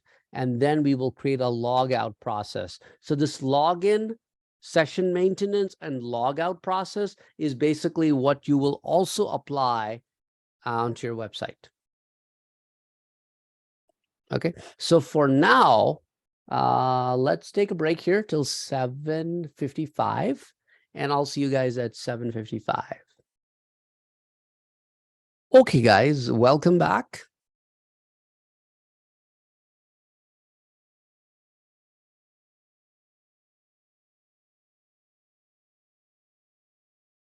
Hello.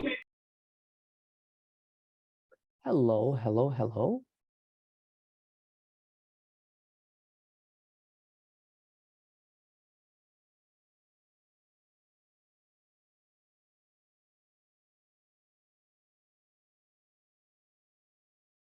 So as I told you guys before we went on break that we will be looking at session management example. So let me explain to you a few points here before we get into the session management example. You might have noticed this on websites that after you type in your username and password, for example, you hit sign in, and did you notice that it doesn't automatically takes you to the landing page? It just happens so quick that you go to a page and then you go to the landing page. The page that you go to in between is your session management page. And from there, you're redirected to the page, which is your landing page.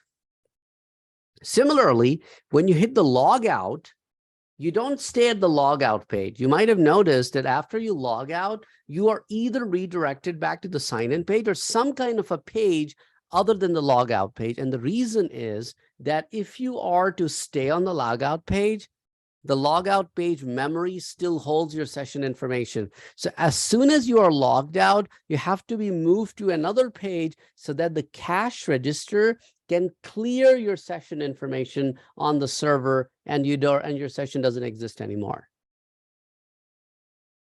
Does everybody follow that? Okay, so that's the main reason. While you sign in, you stay at a session page, then right away you're redirected to a landing page, and then from there you log out and then redirected to another page. And that's exactly the same process we will be taking today here in our example. So to start the process, I want to create my first page, which will be an HTML page. And I'll call this one login.html.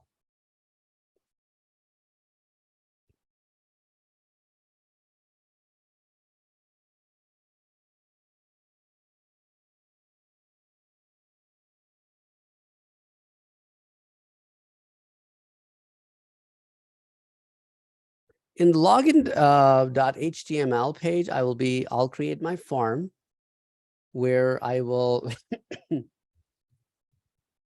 my method is post, and my action is that I will be redirecting to, or I will be submitting to create session.jsp page. And that's where I'll have my form data be submitted to.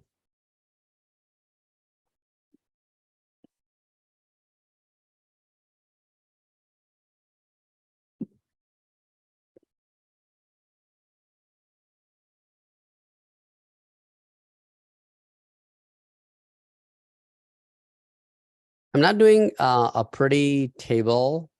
I'm just doing a basic one.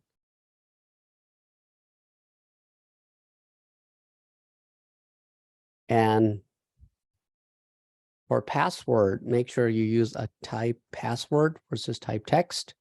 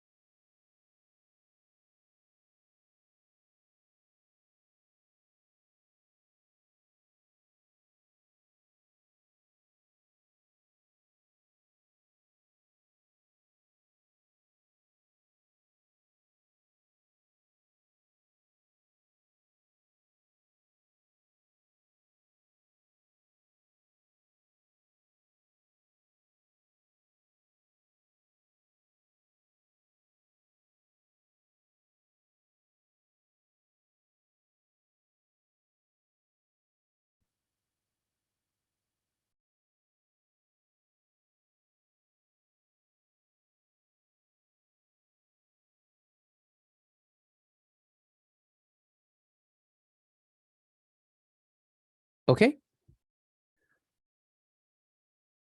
Now let's create our next page, create session.jsp. And please make sure that you follow even to the case, because the Apache web server is case sensitive. So that is my next page, which is create session.jsp.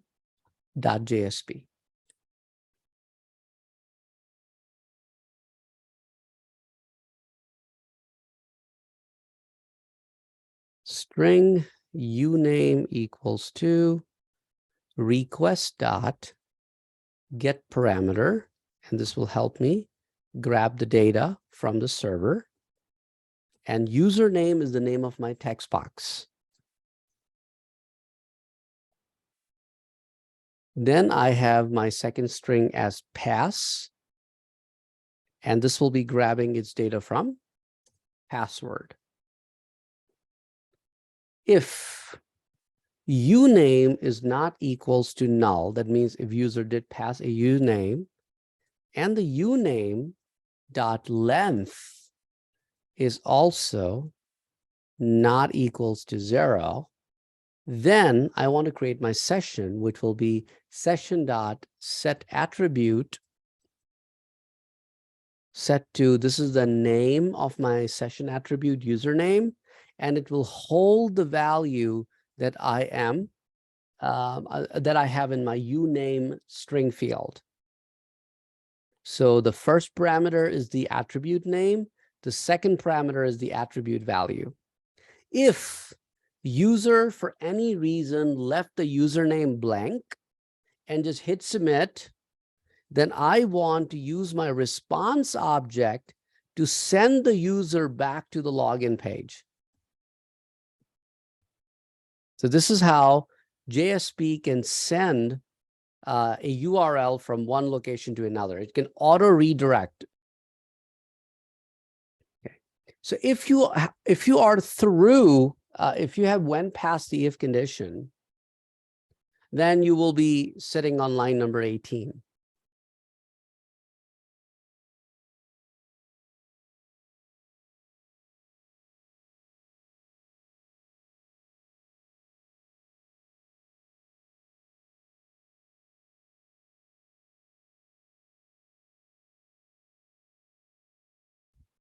Okay.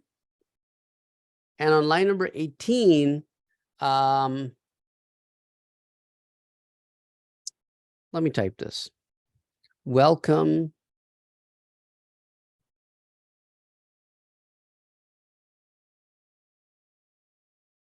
so-and-so user. Oops, I misspelled welcome. Welcome so-and-so user. Click the link below to continue. Well, typically on the website, you wouldn't do that. Typically in the website, in your if condition, you will have one redirect, which will redirect to the landing page. And in the else, you will have another redirect, which will redirect back to the login page. But just for the sake of you seeing this information. So welcome so-and-so user, click the link below to continue to the landing page. And which we will call href check session.jsp. That's what we will create, another page.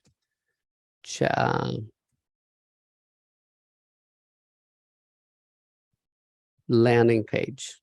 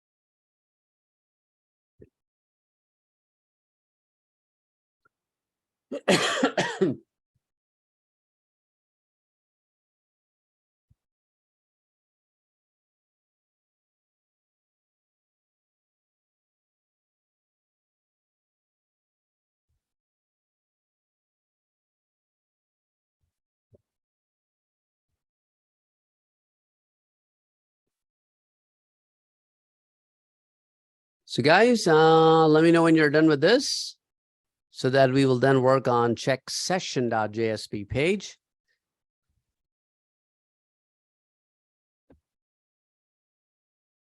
And when I create this check session.jsp page, I have to keep that in mind, that check session.jsp page will make sure that nothing in the page runs if you have directly landed on check session, if you have not come through the proper channel. And the proper channel is login, create session, and then check session. If somebody has just the check sessions page URL, then the page should not work, rather redirect person back to the login page. And that's basically the main logic that each one of your pages will have in your project.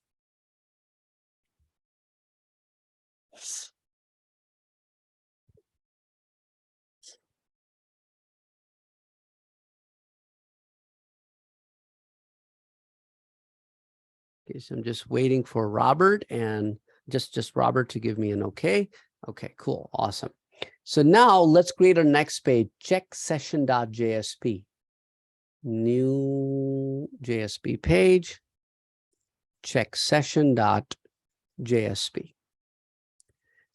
And this is how you check, by writing an if condition, and your rest of the page will be inside the if condition.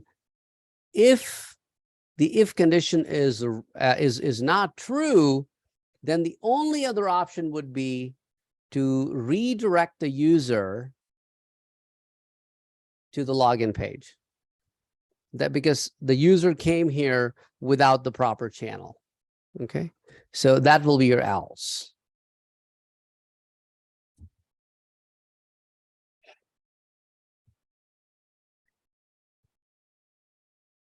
Now, do you guys remember what was the name of my session attribute?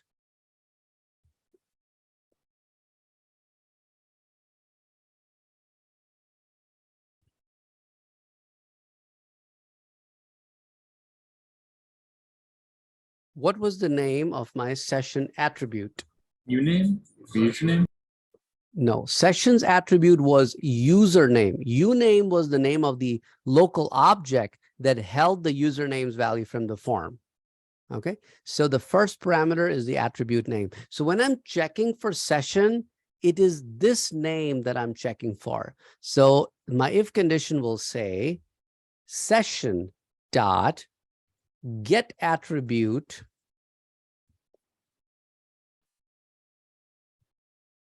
username, and that attribute should not be null. If that attribute is null, that means somebody just directly came here to this page, did not come through the proper channel. Okay. Out.print, see, the server remembers you from the login page.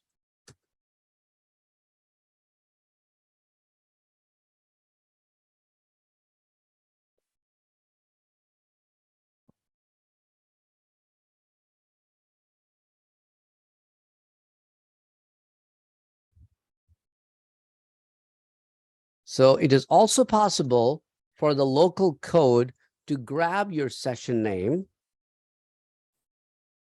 by simply calling on session dot, same stuff, get username.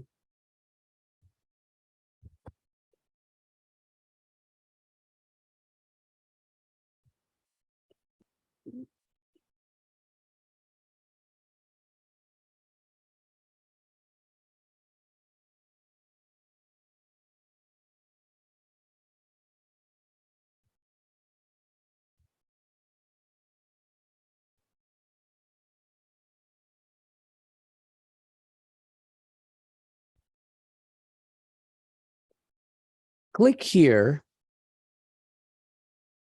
to log out.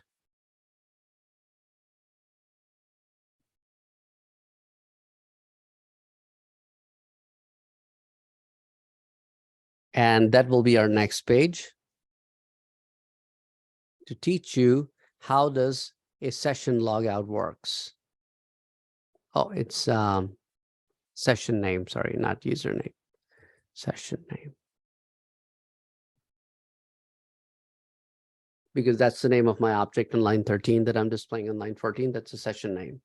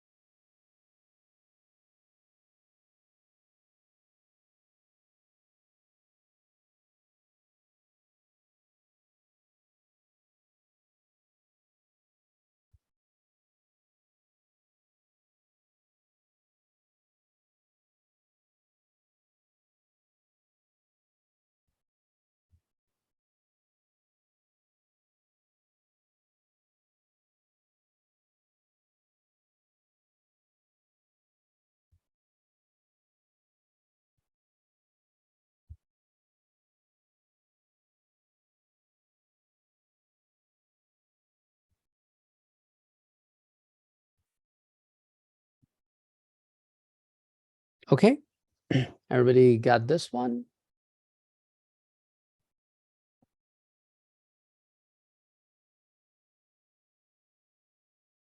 So all we are doing is in this page is to make sure that the user cannot directly access the content of this page if did not come through the proper channel. Now let's do the logout process to what you will call your next page, logout.jsp. So right click on web content. Next page is logout.jsp.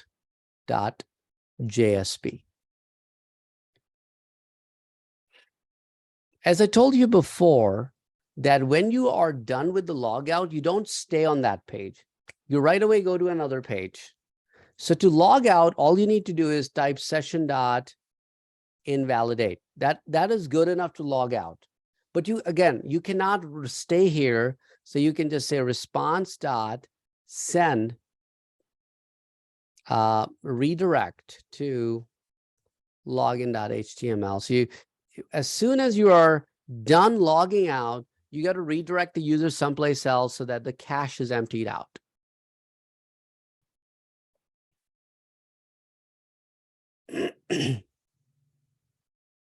So that's what the process is.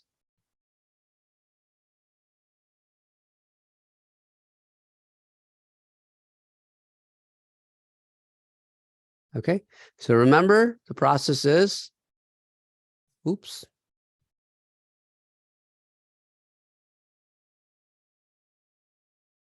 That you got to log in. And from the login, you go to your session creation. And then from here, you go to your logout. And then you got to redirect it back to the login. So if anybody tries to access this middle guy, it constantly just, sends it back to the login page. And I write horrible with mouse.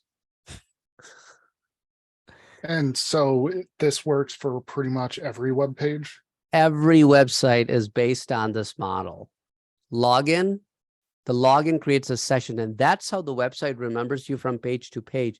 Because technically, web server acts like this. Every time you send in a request to access something, it's a brand new request, and it forgets you that it was the you that just requested a page 5 seconds ago. So this is the only way web server can remember you from page to page, is when you come through the login, it creates a session for you. And that's how it remembers it is you on every request till you log out, or if the session logs out or times out.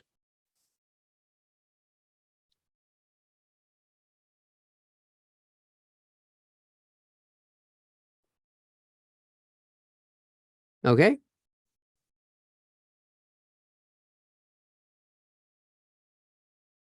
Anybody has any questions before we start executing and testing the code? Okay. To start the process, where do you think we should start from? Login. You right click and login and you run as on server.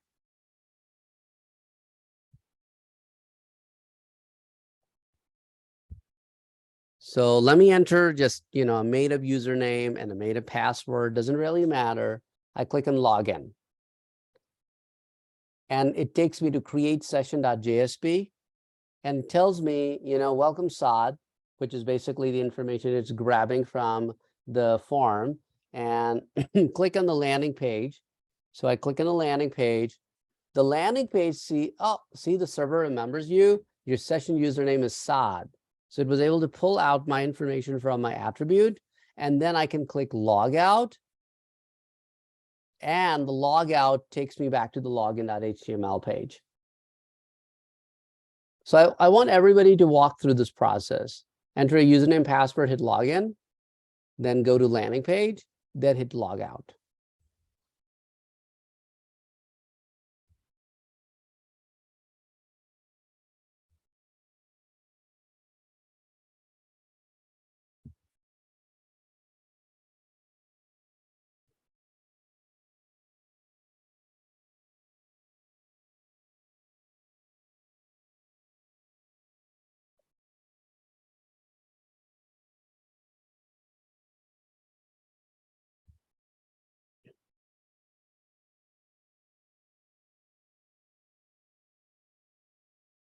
So as you are done testing, give me a green check.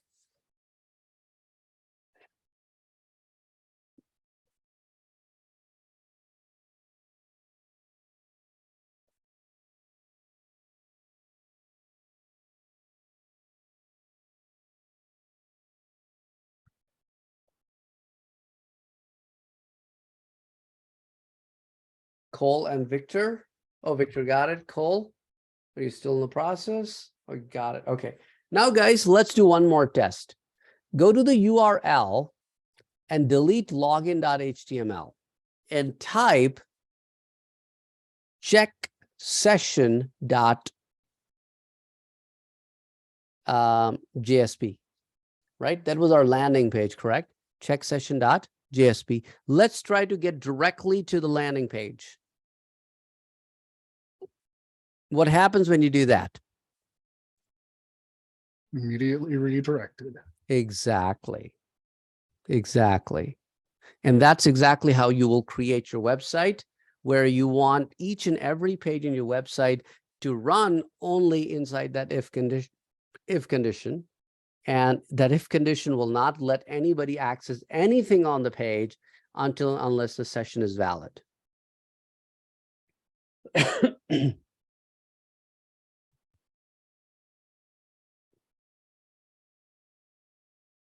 How many of you found this a little bit surprising than probably you were expecting something else? To be a little bit more complicated or something?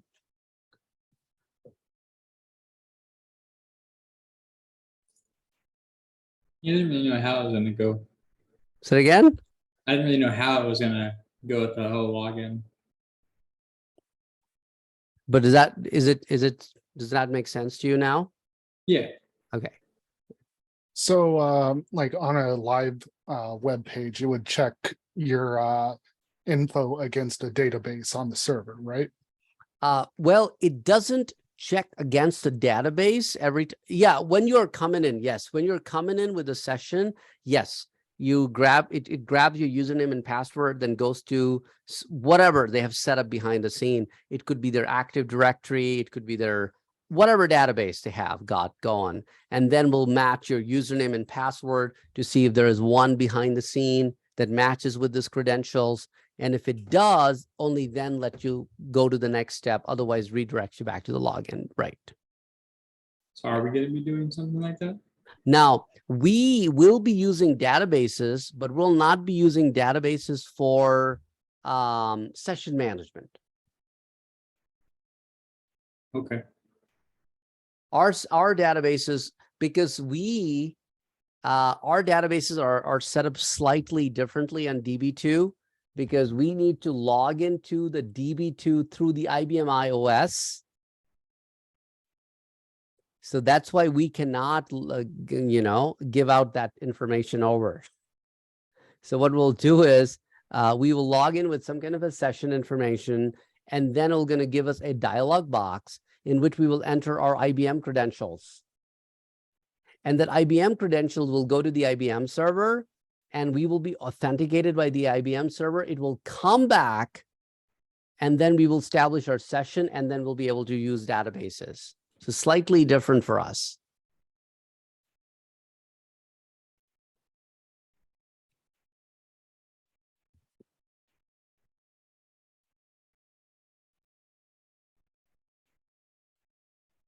Because our username and password is not, and then, otherwise, I would have to ask you to feed your username and password in the URL string between server and the database server. And I don't want you to do that because then, because you'll be submitting your code, and I don't want that username and password to leave the IBM machine and go to the Blackboard and be there. So that's why I don't want you to hard code your password. That's otherwise, it could be done that way.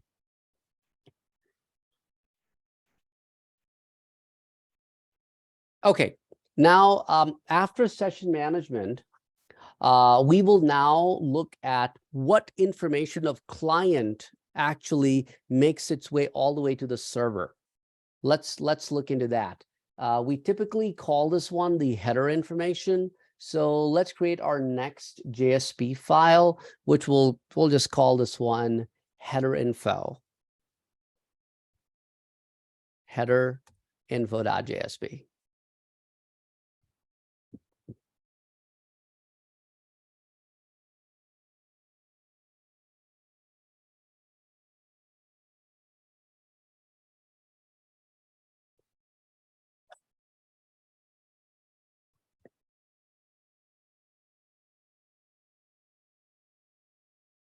There are two ways you can call a page. One way to call a page is through a form post method. Another way to call a page is through a link. And when you're calling a page through a link, you can then definitely pass information like parameters over to the submitted page. So that's the approach we will take here. So we will have request dot get parameter action. That's the name of the parameter I will be passing to this page. If action is not equals to null and action's value equals to the word get header, only then I want to proceed with my main code logic. Otherwise,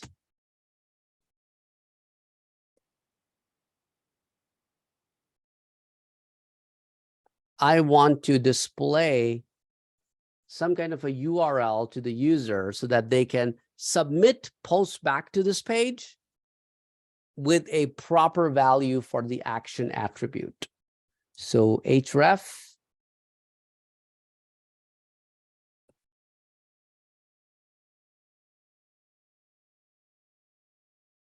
header info.jsp action equals to get header.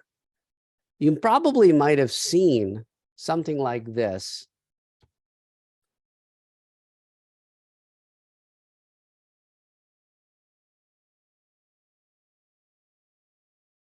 In your web URL ever, you probably see a question mark after the page extension, and then a variable equals to a value. All of that is through a get method, and action, for example, is in the place for a variable equals to followed by the value for that variable that you can check on the server side. I don't know if you guys have ever noticed your URLs. Even now, if you, I don't know, this particular, it also, if you notice the URL for V2 Cloud, You will also see a question mark, token equals to, ampersand UUID equals to. So ampersand is used as a separator between different parameters. And after ampersand, you write a parameter equals to its value and so on and so forth. So those are just parameters that are passed through the header to the server. Okay. So when you're visiting the page the first time, line 17 will show. And when you have visited once and you have clicked on line 17 link, then you will be inside the if condition.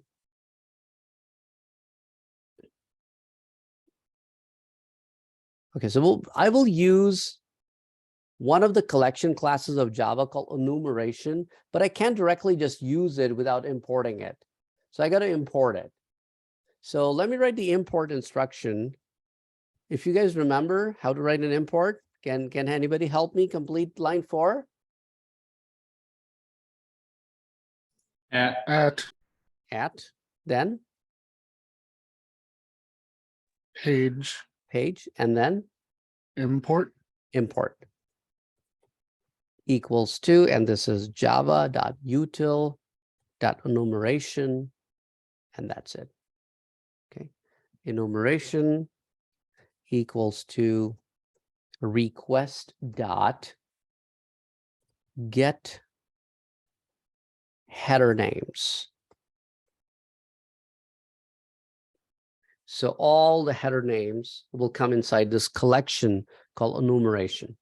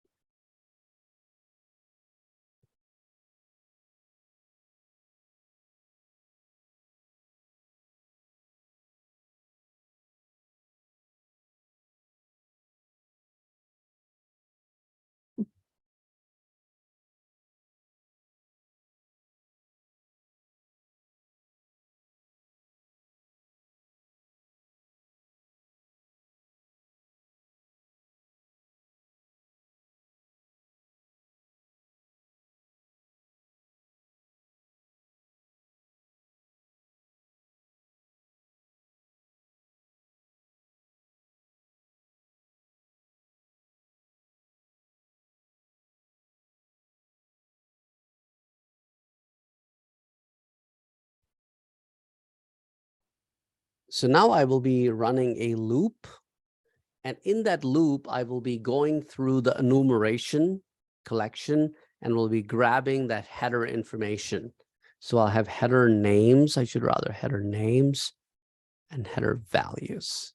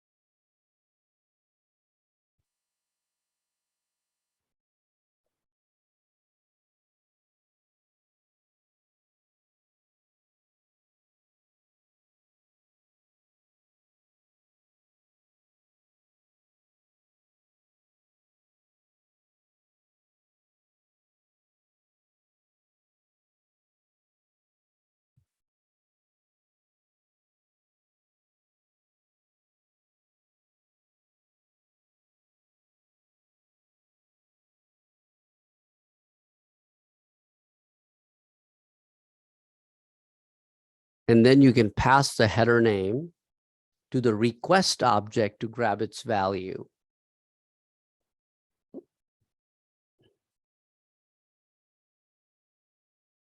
And this is where the loop ends.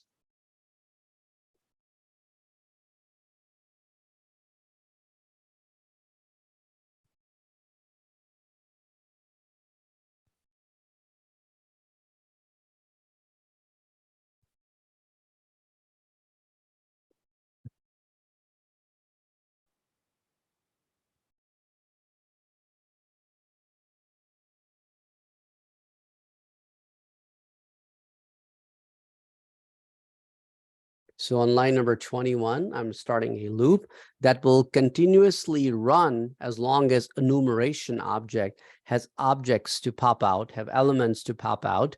And as long as it has more elements, it will keep going. Every time it goes, it grabs the next element, converts that into a string, stores it in a string variable header element, header name, I mean, and I use the header name to go to the header of the request object to grab the value of that header. So for example, if the header name is operating system, if I give the header name operating system to request object, it will then return the name of the operating system of the client, and so on and so forth. So whenever you guys are done with this, you can just run as on server, and you can get to see when you click on this link, all this information about your computer is actually going to the server. As for example, what CPU you are using, what browser you're using, what operating system you're using, you know, all of that. Your session information is a unique session ID that's given to you for your call, what MIME types your operating system, your browser supports, and so on and so forth. So that's how the web servers, when they collect all this information from the header, they can then create reports saying that, you know, 50% of our users use Chrome and 80% of our users are Mac users and things of that nature. They can, you know, draw their conclusion from all this data that is traveling from client's computer to the server.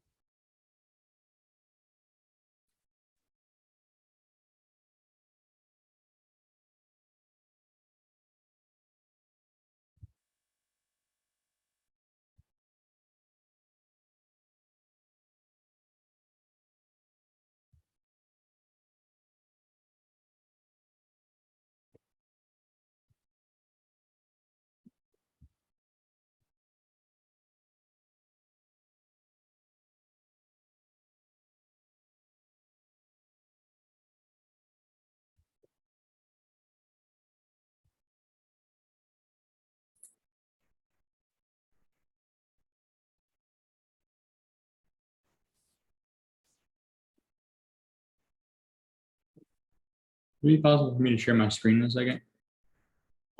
Yeah, Having yeah. issues.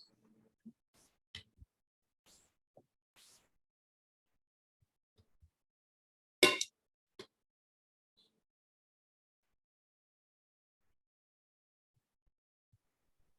sure where I've messed up at on here. So when you run it, does it give you any error? I haven't ran it. Oh, I see where you messed up.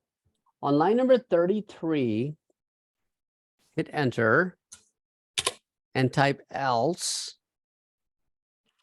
and open curly brace, enter, close the scriptlet.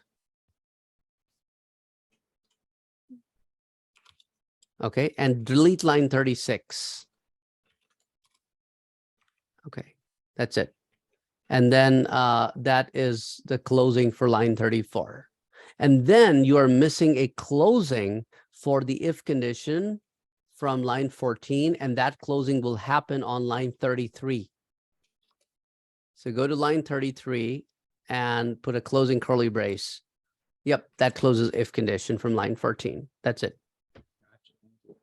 And now you run it, and then you click on the link, and that should give you your header information.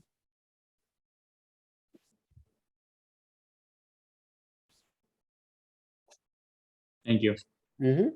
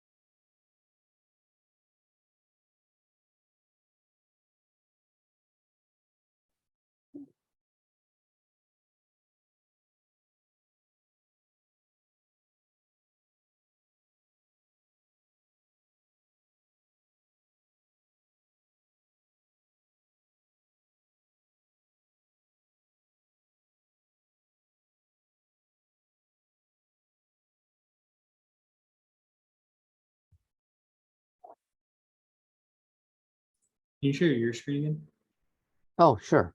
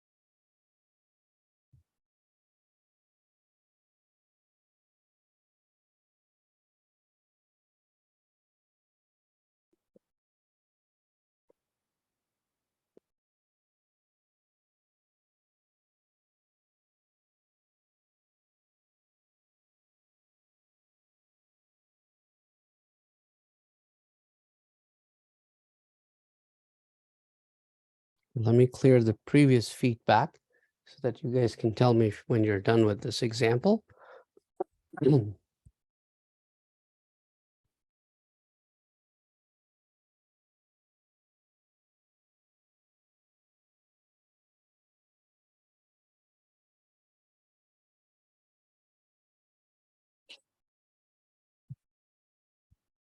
Okay, cool.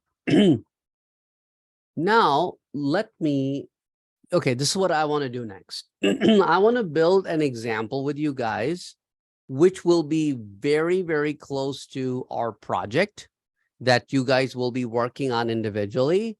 And I will be building an application, like a complete application, replicating one idea, and you will then take that idea and implement in your project. Does that make sense? Yeah. Okay. So for that, let me do this so that we don't get mixed up here. So I will create a brand new dynamic web project. Okay. I'll just call this one class project example. Class project example. I'm going to call this one and I'll finish this.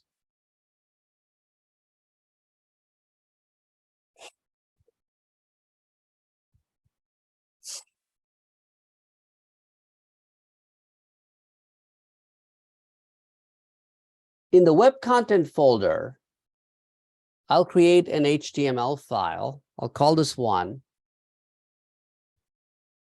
sitenav.html. It'll be very similar to the nav.html that we created before. And I'm just calling it sitenav. That's about it.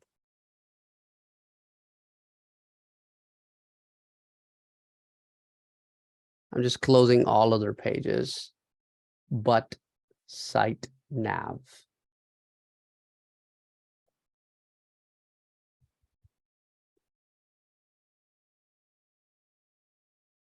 If you want, you can copy what you wrote in nav.html and paste over.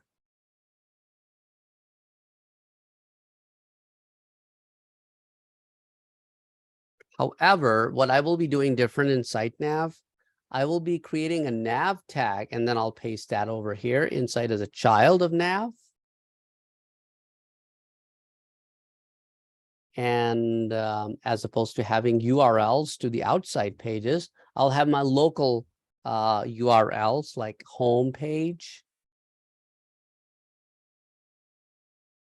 I'll have insert,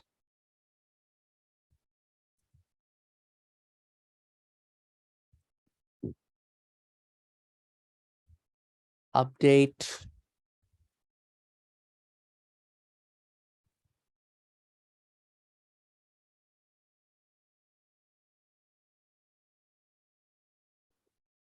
delete, and let's do select, right? Those are the valid ones you all have to do. You have to have one insert, one update, one delete, one select, and then we'll have a logout. That's our navigation for our, I mean, like for the in-class example site. You'll have something similar.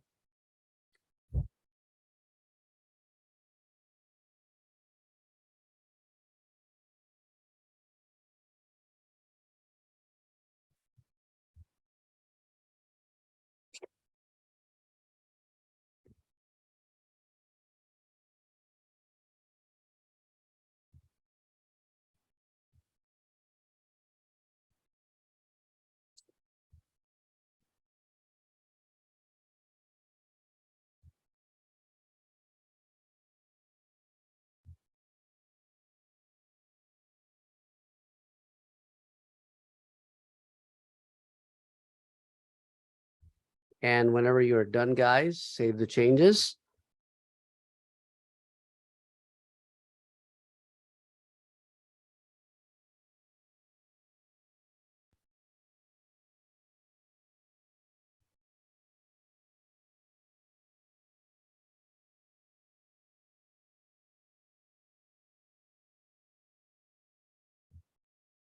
Let me know when you're done so that, you know, I'll tell you which page we will be working with next.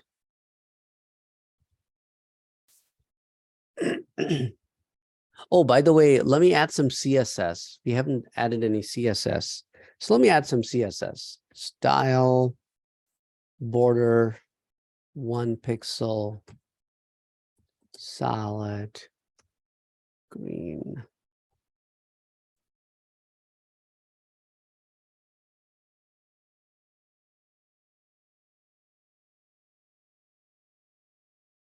Just some basic CSS is what I'm adding.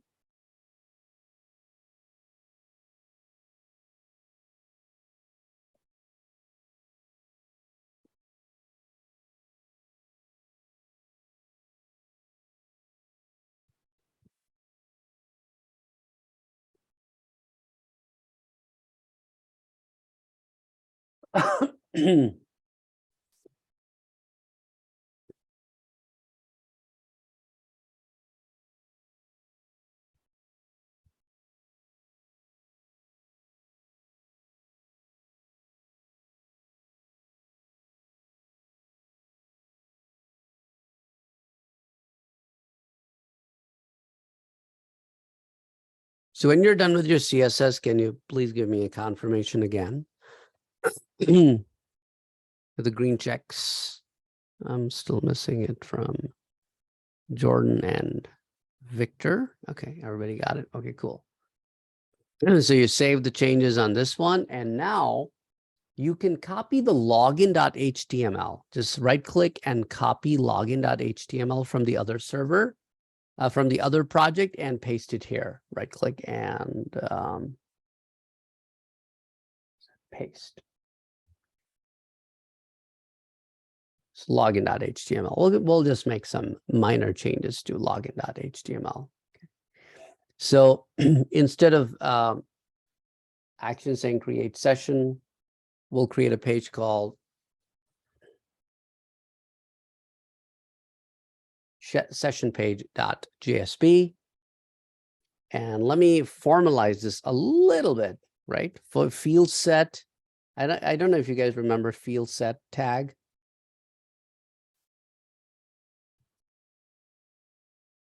Which can have a legend.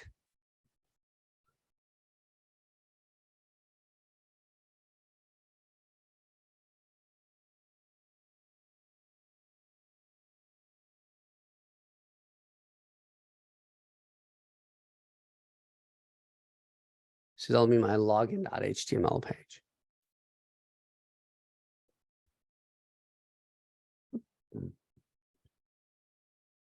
Let me add a couple of BRs because one BR makes it look like pretty close. And you know what? Since we are working with this stuff, let's make it a little bit fancier. A little bit fancier.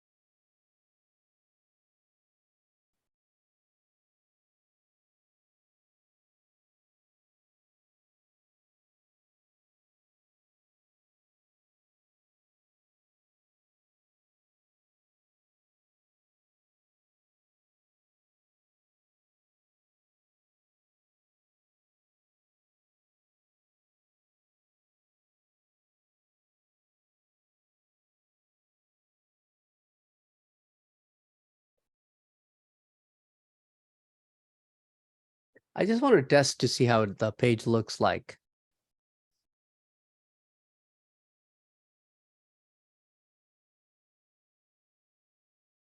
Okay, this is how it should look like for all of you too when you are done creating this. Go back.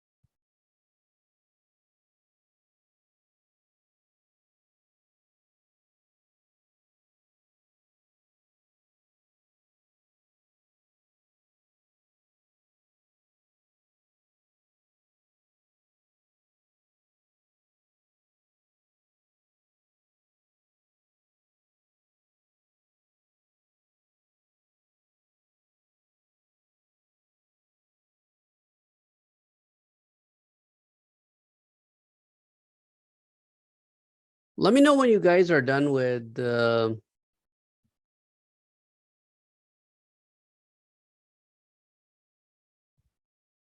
CSS and have actually ran it to see how it looks like.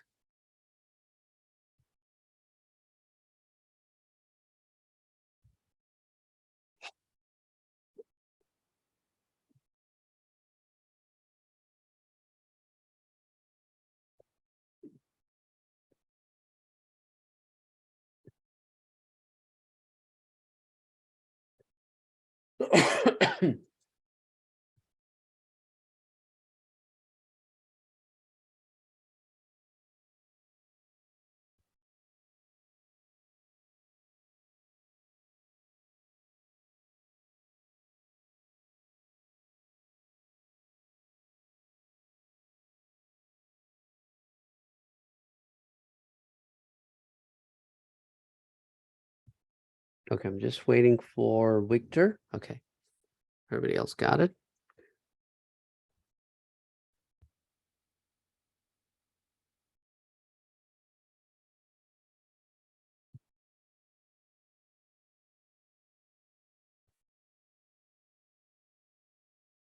Okay, next, before we proceed, I would like you to log into the Blackboard from within the V2 Cloud, and I have 3 files for you to download from Blackboard.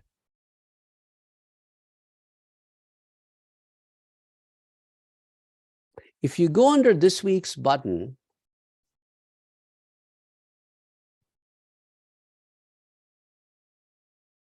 you will find under units 9 and 10, if you scroll to the bottom,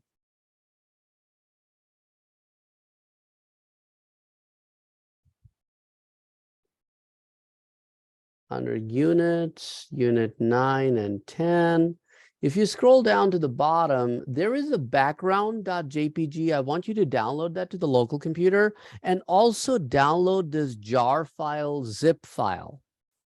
Okay, so click to download this jar file, and that'll be downloaded to the local computer, and also right click and save the background.jpg to wherever you want to save it, because eventually we will be bringing that. If it's background 1, I will just delete the parentheses in 1. So that's only the background, and then hit save.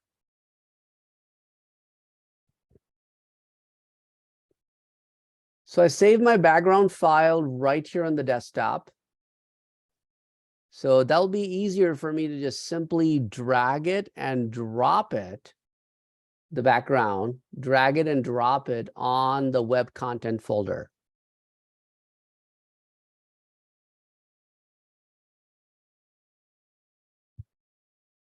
and click OK. So that will bring the background right within that same folder, the web content. So please make sure that the background, the login, and site nav are all three at the same level.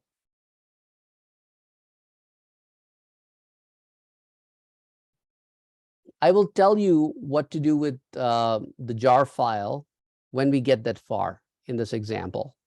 Okay. So for now, after you drag and drop, let me tell you what I want to do with that image. I want to add that in the CSS for field set. Background URL background.jpg and a semicolon. And that will give this field set that background. So line 7 will change the background of the field set.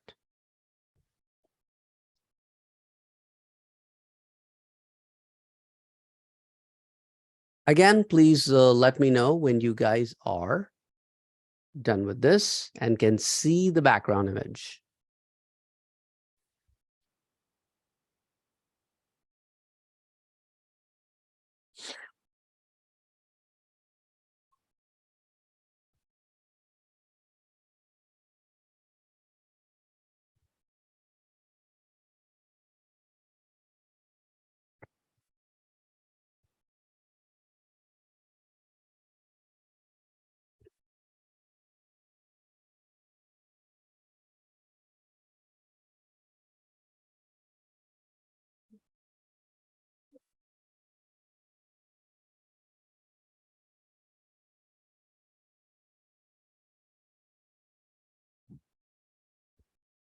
Our next page will be the session page.jsp. So once you are done with this one, create session page.jsp. I don't know, Victor, did you also give me a thumbs up? I did not see that. Okay, cool. Okay, so let's create session page.jsp to be our next page in the same web project. New JSP file, session page.jsp. In the session page.jsp, I will be looking at the data that's coming from the form, right? So what are my form elements? My form element names are username and password. Who can tell me how can I get the data from the form element? What should I write here on the right-hand side of equals?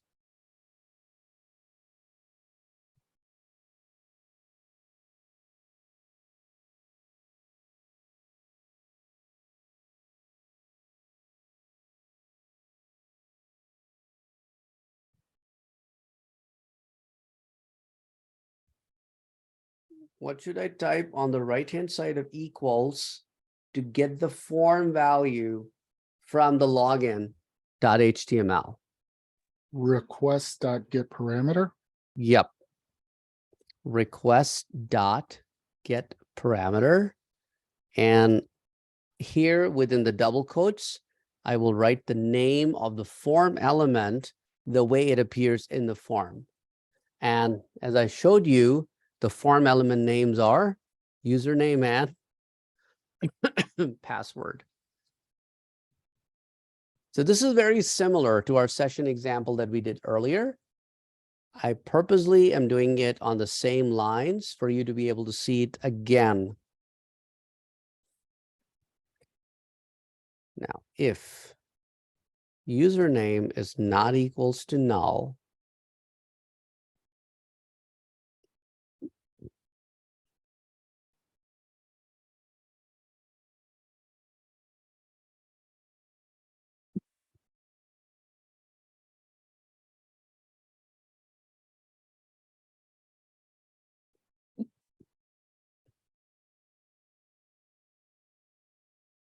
then you want to create the session. Otherwise, you want to, sorry.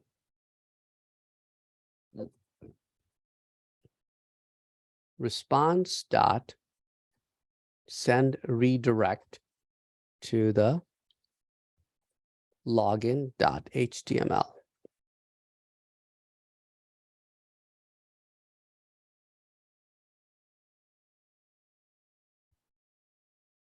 It's very similar to our create session example that we did before.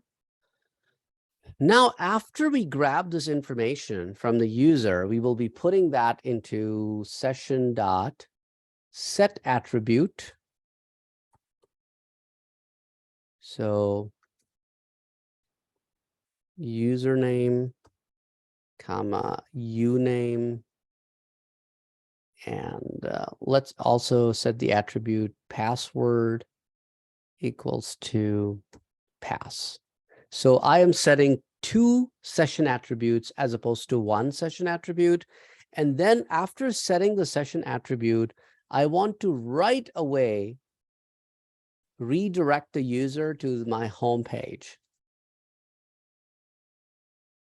Instead of our last example where we ask user, click here to go to the check session page, I'm not doing that anymore. I'm just redirecting the user right away. So user would not even feel that they actually ever visited this page. It'll be so brief.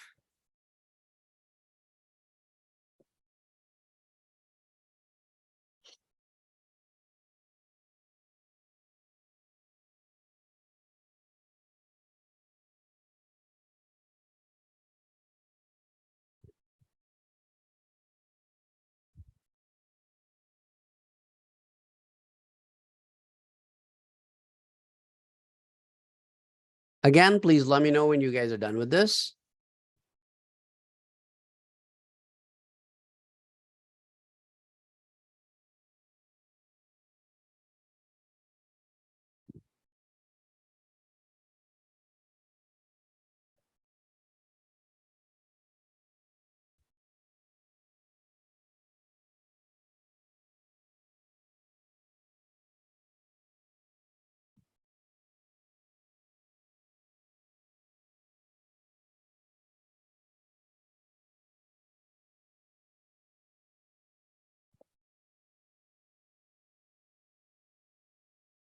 Again, just so that you know, we may not be able to complete our entire database example today, but at least we're going to get going and then we will continue from here next week. So however far we come, at least you can incorporate that much in your project.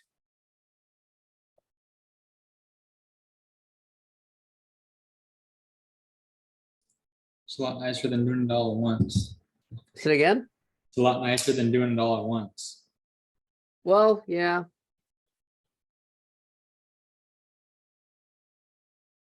Okay, so now after this, I want you to, oh, Victor, did you also give me a thumbs up? I did not see that. Probably might have missed it. Okay, cool. So now I want you to copy the home.jsp from the other project and paste it in your current project, home.jsp. Open your home.jsp.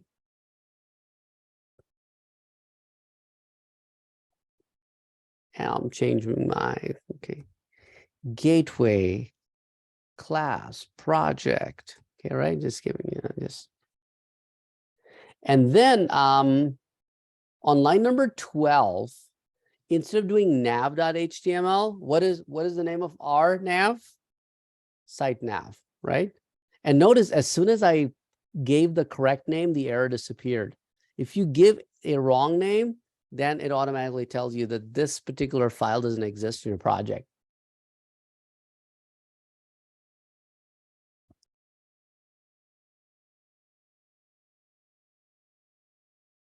And let me change the title to say homepage. And maybe I can add some CSS here for H1. Let's see.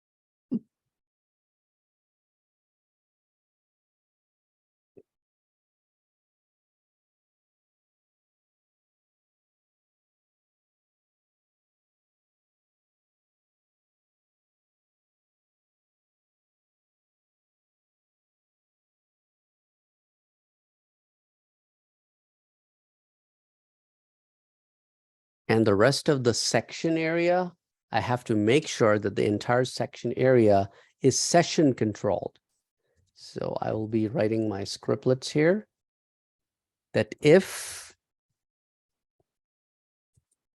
remember I had the session variable, how many of the session variables? I have 2 of them, right?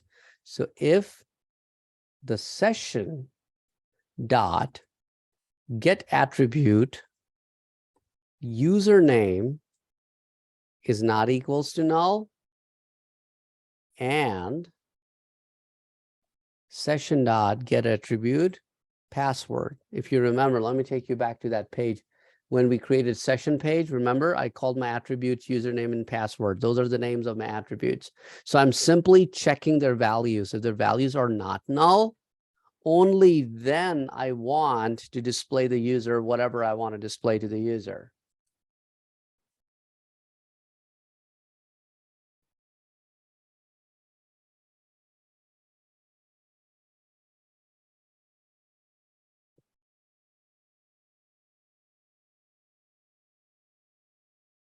I mean, like, this is where you guys will be replacing the more detailed homepage.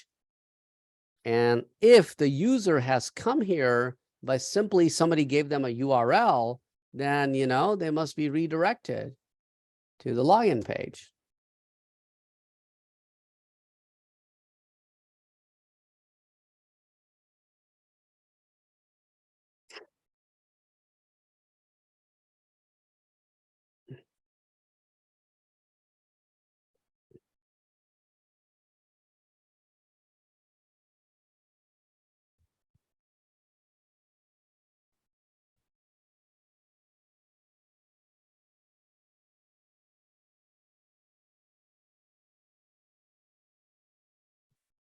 Again, please give me a green check when you guys are done.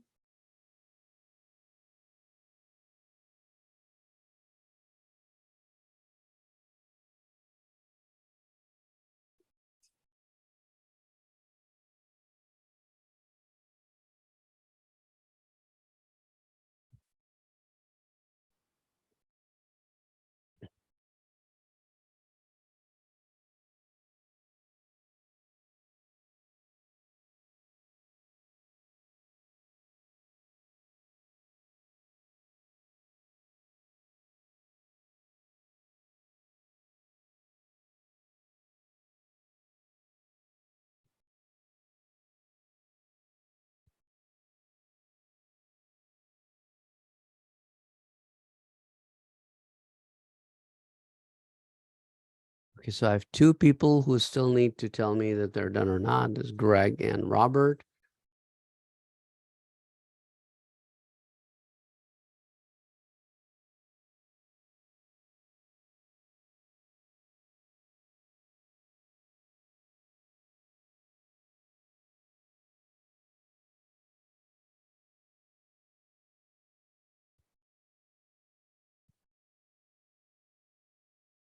Okay, just waiting for Robert. Okay, cool, awesome. Now, guys, can you please copy the logout.jsp page from the other project and paste it in this project? Logout.jsp. Open the logout.jsp after you have copied and pasted it. Do you think we need to make any changes to this one? No, No. All it is doing is invalidating the session and is redirecting to login page. Okay. Now let's try to run the session page.jsp. No, not the session page. Sorry. Where is it? Home.jsp. Let's try to run the home.jsp directly. Run as on server. And that page should redirect me to a login page. And that's exactly what it does. Okay. Now let's log in with some username and password. And then hit login.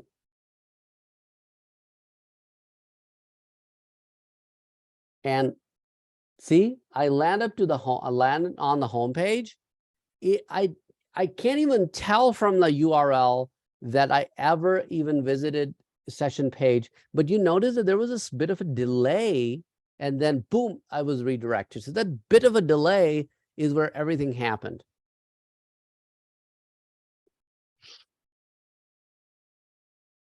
Do you guys follow this so far? Yeah. Okay, so now when I hit log out, it just takes me back to the login page.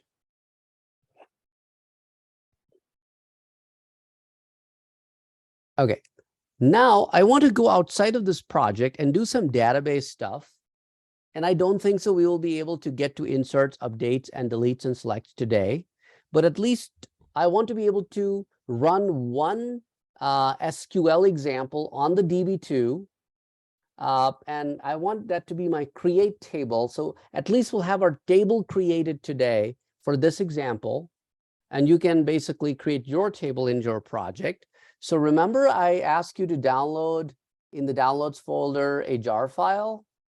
So can you now unzip that jar file, db2.jar, extract that jar file, db2.jars, and it has a couple of jar files. And I'll tell you where I want you to drop those. So once you extract them, open the web.inf folder in the lib. That's where you will drop them, but not right now. Not right now, okay? So just remember, okay? Now we need to do 2 steps. We need to include the jar files in 2 separate locations.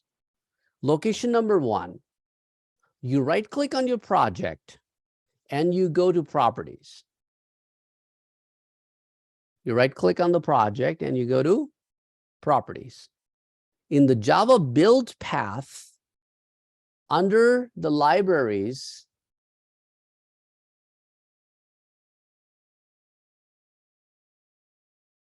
that looks a bit different than it used to be before. Let me see, add external jars.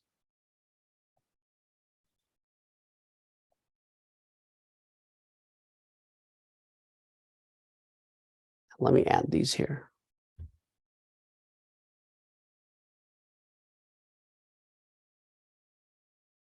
Apply and close. Then drag these 2 jar files also on the lib folder and click OK. Oh, let me grab the other one also. I think only one of them, I grabbed only one of them, the JD400. Cool.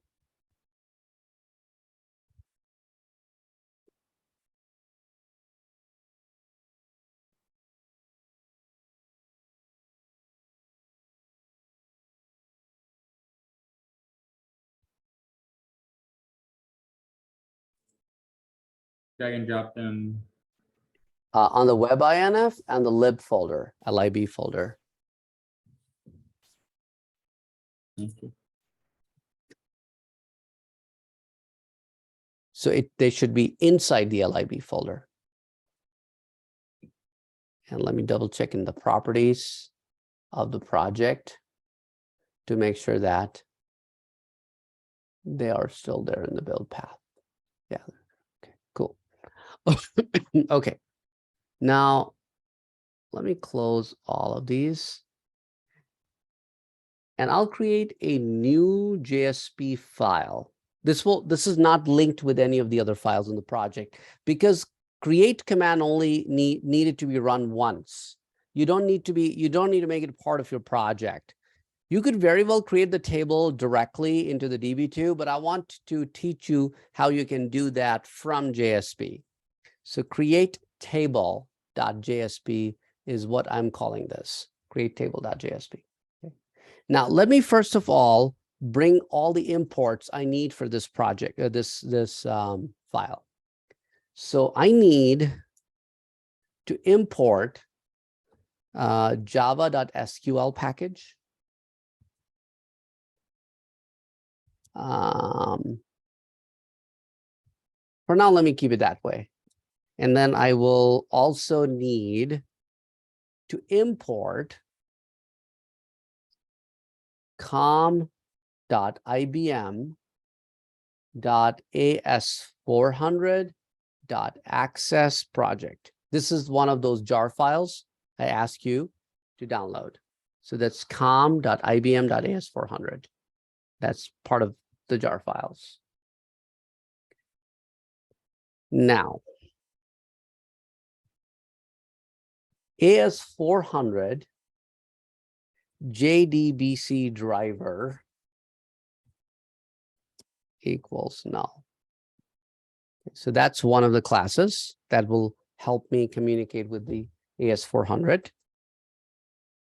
Then the connection up. And some of this, most of the stuff that you will see over here is very similar to the JDBC that we did earlier in Java Standard Edition, with some minor differences. So statement, STMT, try.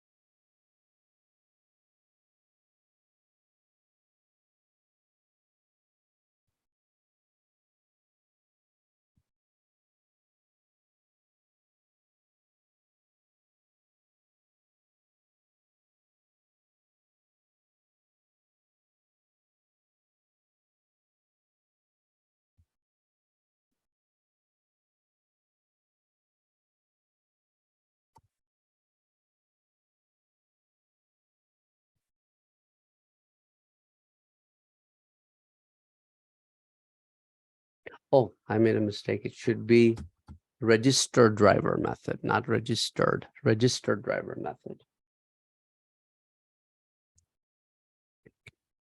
String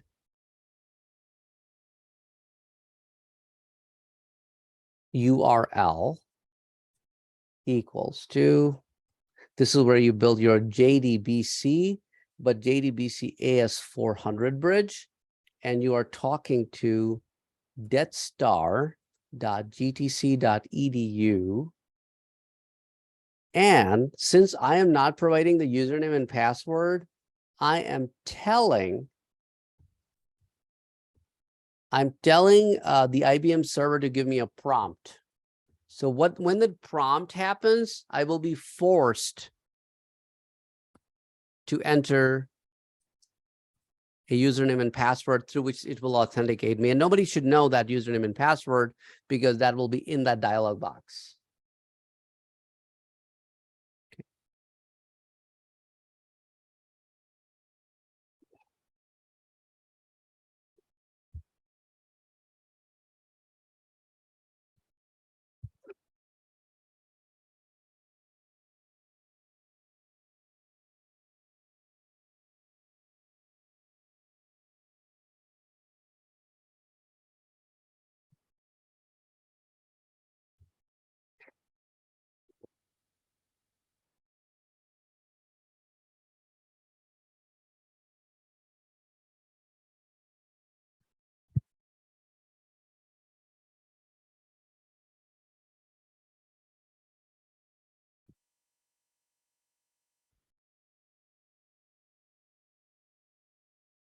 String user equals to request dot get parameter user name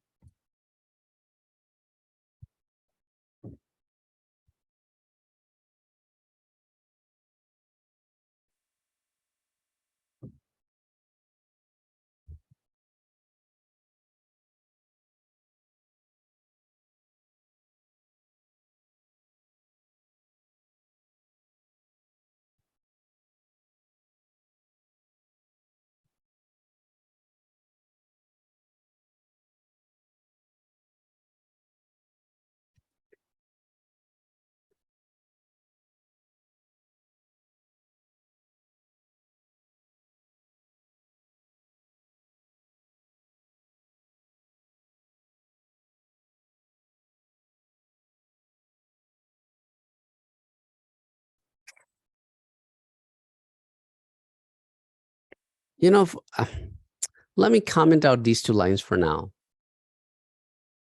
I think we don't even need them. I think we don't need them. But let's wait till we get that far in the code, in the execution, I mean.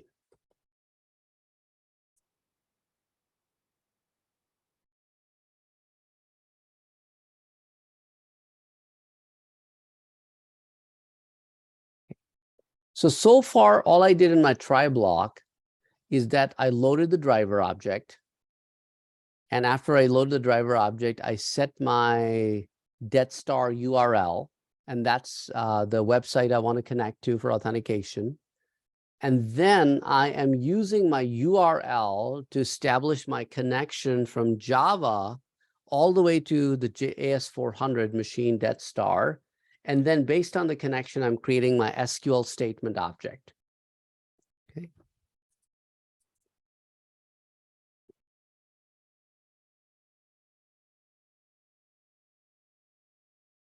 Okay. Now, if I try to create a table and, and the table already exists, it will gonna give me an error.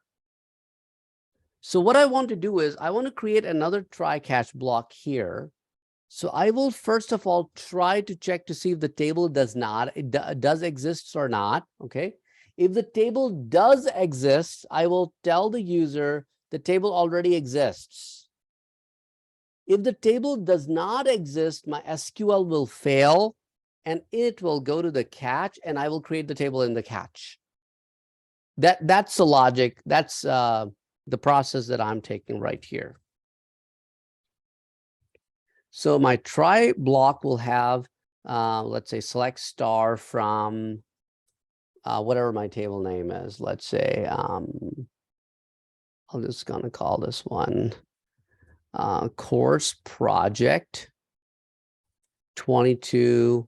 Okay, so if that SQL instruction is valid,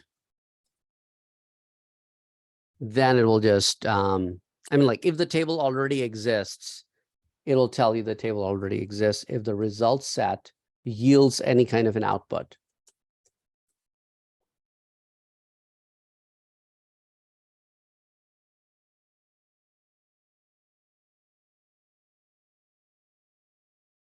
If result set comes back with no errors, that means I can tell user the table already exists. So there's no point of creating the table again. When the result set fails, it will automatically go to the catch. Then I can write my next SQL statement, which is where I will write create table course project 22A. And then I can start listing the fields and create the table.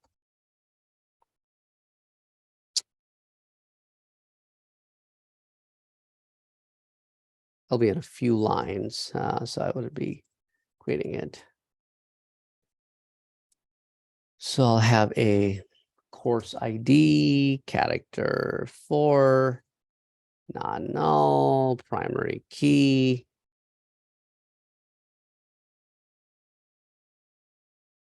Concatenate that with course name.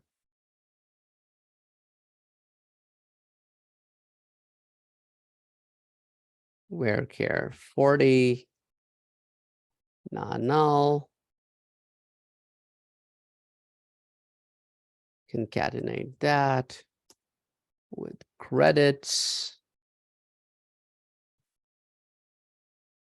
Integer, not null, comma.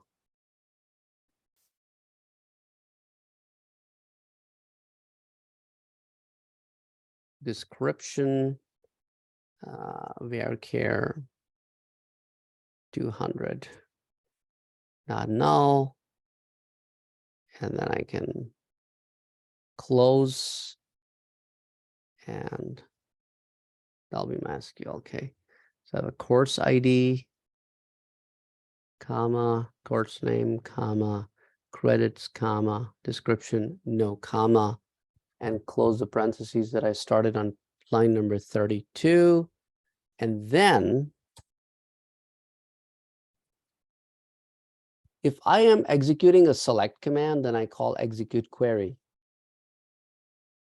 If I'm running a create command, I call execute update.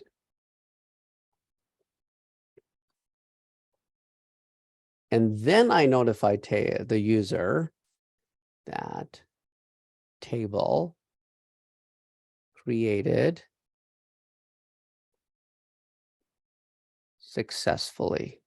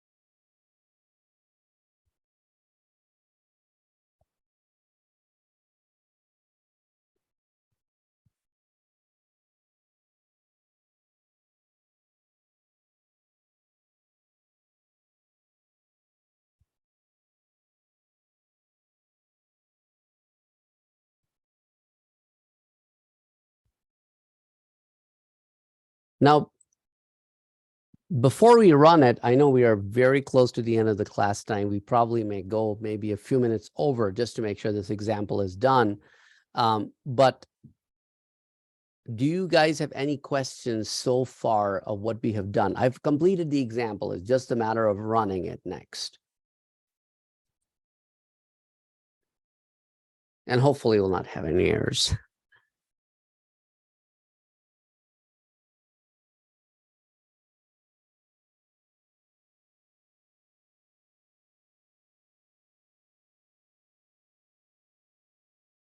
So let me run it on server. Okay, now you will see that it is, okay, beware of this dialog box. That's why I did not run it in full screen, because when I said here, prompt equals to true, I'm asking the IBM to give me a way to log into the web server. I'm like IBM server. So that's what I will be doing here. I will enter my IBM URL and username and password here. Oh, I got to make sure my caps lock is off. It just types in all caps by default, maybe. Yeah. Okay, so now when I click enter there, it says table created successfully. That means I was able to create the table successfully. And to test it again, all I'll do is I'll refresh this, and it should now come back and say table already exists. So when you refresh it in the browser the first time, watch out for the dialog box. It will run outside of Eclipse. So you enter your IBM username and password, and then it will run the rest of the code for you. Can you scroll down? Yes.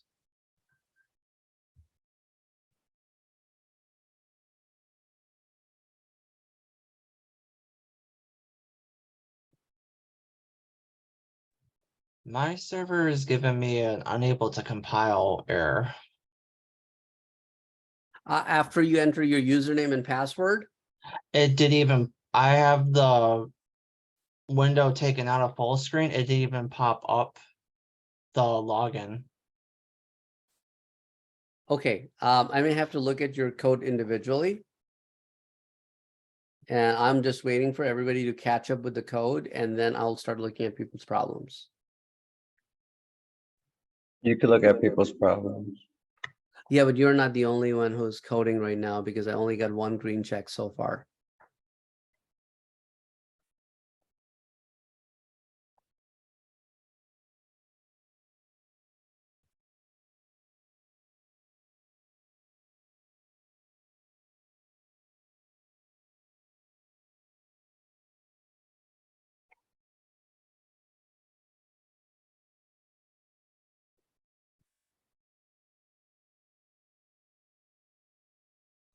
Actually, I think I figured out what my issue is. Oh, okay.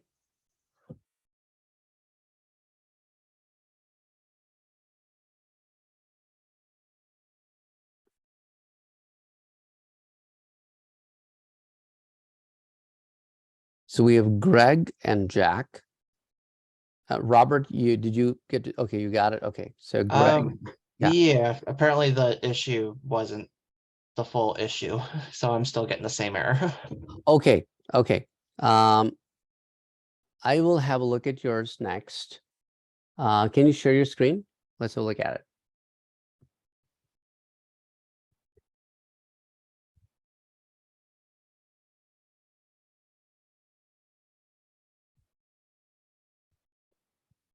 Okay.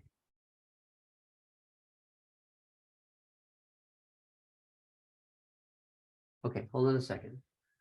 It is complaining about one of the lines. That's line number 13 and then line number 17. Can you scroll down further? Okay, those are the two lines. So let's go to your source code. And let's start with line number 13. Okay, on line number 13, you got AS400 JDBC driver. Okay, okay, now let me check your line number 4. You wrote at a page import com.ibm.as400. Oh, you see your two jar files on the left-hand side? You drop them on IBM and INF. Drop them on the LIB folder.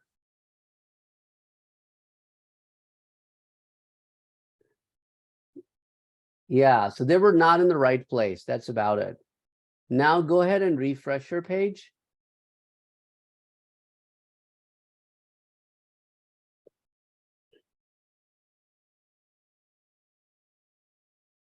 Okay, hold on a second.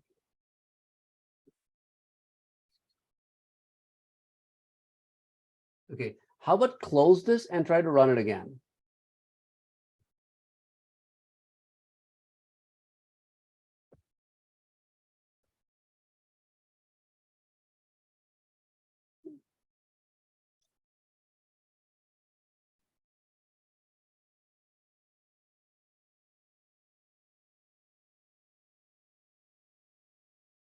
Okay, see, you see the user ID and password dialog box? Enter your IBM username and password in that gray box. Yeah, it's ITPA.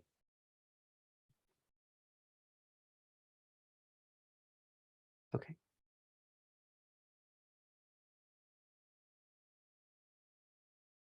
Yeah, just click OK. Here you go. And now hit refresh. Cool, awesome. So you got it too. So did you guys follow here? What we did here is this is something that you guys will only do once for your project, is just to make sure. The whole reason of this is to, first of all, make sure that we are able to talk to the IBM machine.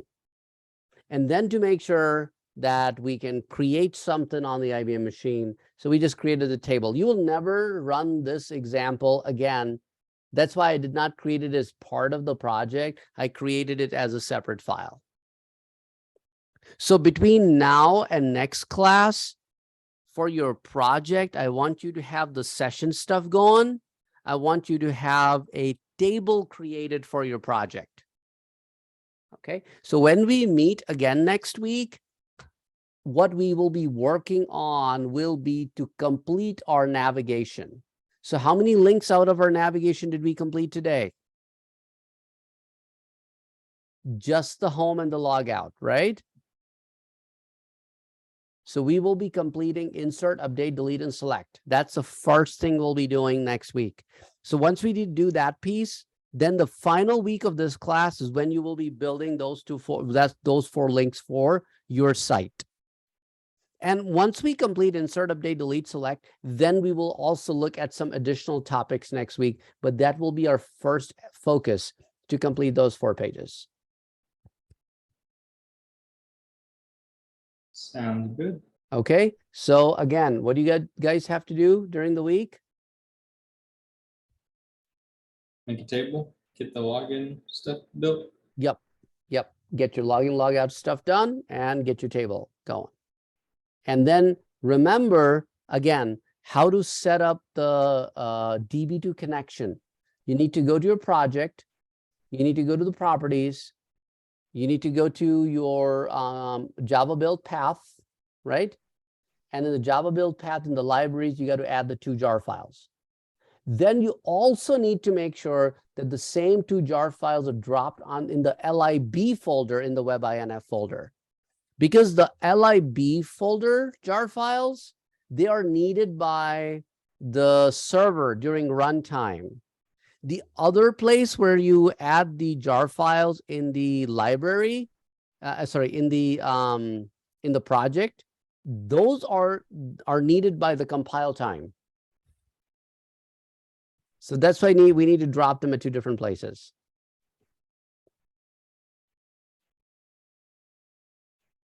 And that should be all for tonight, guys. I hope you're excited to do the project.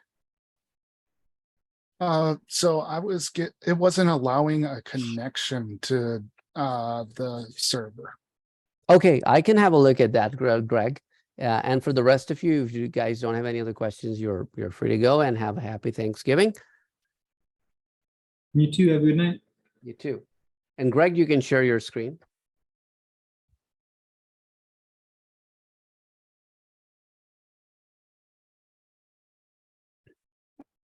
Okay, so Okay, hold on a second. Let me first have a look at your code. oh, sorry. Oh, okay, go ahead. Show me the error. That's fine too. Go ahead, show me the error. Okay, error in outer cat. Oh, here it showed up. Yeah, I put in my password. It tried it twice. Oh, because you misspelled the server name. You wrote jetstar.gct instead of GTC. Oh, Oh, you wrote geez. get. You wrote get.edu. Of course, that server doesn't exist. Okay. Line number 19. Yep, I just was shutting down that page. Oh, So okay. And yeah, and hit OK on that dialog box on the top right corner. Yeah. Okay, cool. Oh, hit cancel. Let's see what it does. Cancel. there we go. Okay. Okay. Now Save save it. the changes and rerun it. There we go. Run as. Run on server.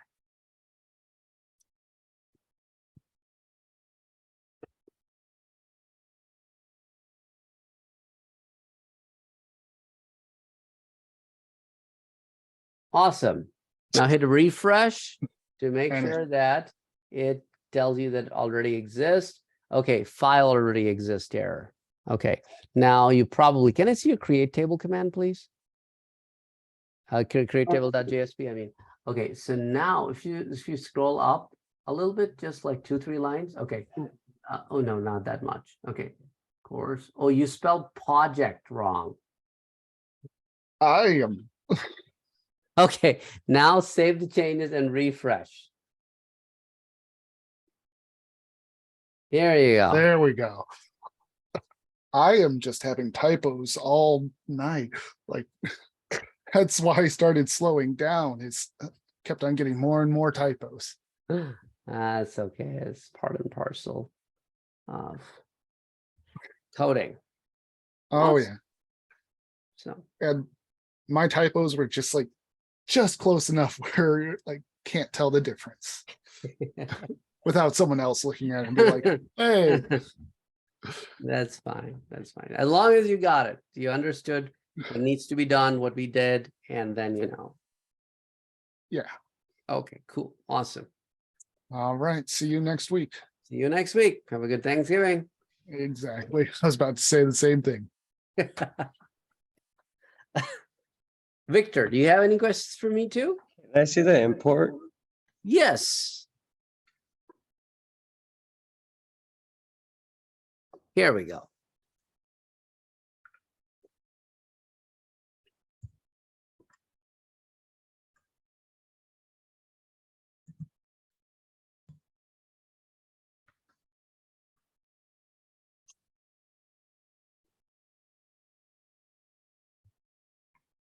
I'm having a whole bunch of errors. Okay, I can have a look at it if you can share your screen. Sorry. No, that's fine. That's fine. It's important. You know, if I don't see your screen, you can't really. Okay, just scroll up for me, please. Okay. com.ibm.as400 access dot asterisk on line 4. Right after dot, access dot, and then put an asterisk like you put on line 3. Yep, that's it. Save the changes. Now we need to check for one more thing after you save. Okay, here you go. Got it. Okay. Now also on line 15, you misspelled the word statement. Oops. Okay, TEMENT. Also on line 17, you misspelled the word AS400. It is JDBC. You missed the letter D there. Okay. Also on line number 18, it is register without the ED. Register, and it is just the driver, not S, no S. Register driver. Okay. Now save the changes. Okay, cool. Can you scroll down? The rest of the stuff looks okay. Go ahead and run it. You can hit finish.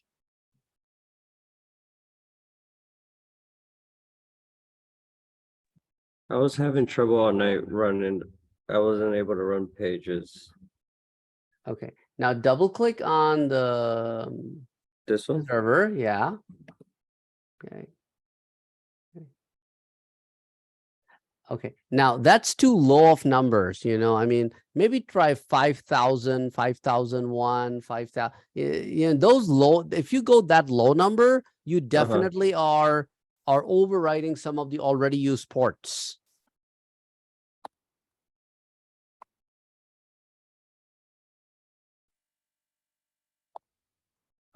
Okay. Okay. Yeah. Enter. Okay. Now hold on a second. Don't go to the file menu. Do you see a floppy disk blue icon under the edit on the top left corner? Blue icon. Yes. Click that. That's long. I don't know why you go to file menu and then hit save. I didn't know Long. that. Okay. Now close this tab. Okay. Now run it again. Okay. Next.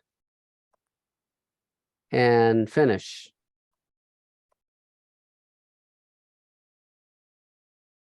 Oh, oops. Oh, what's going on? Next. Finish. Just hit finish. That's fine.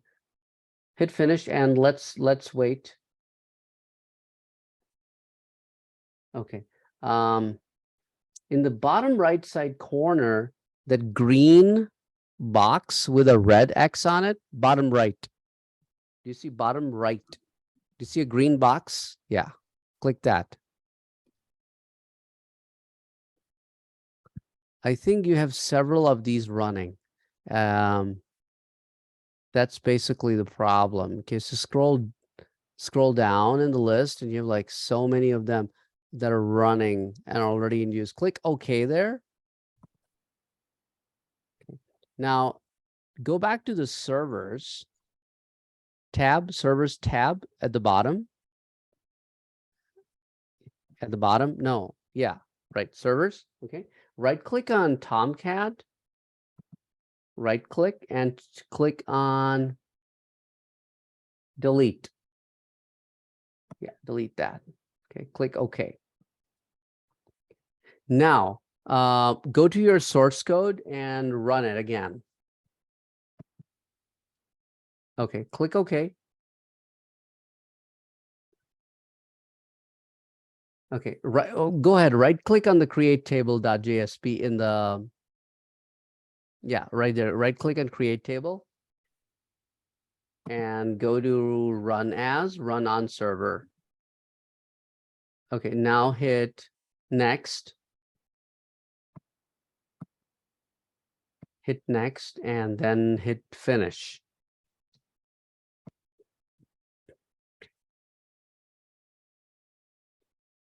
Why is it stopping right away? You were able to run it just fine. And oh, here you go. Okay, click OK. Click OK.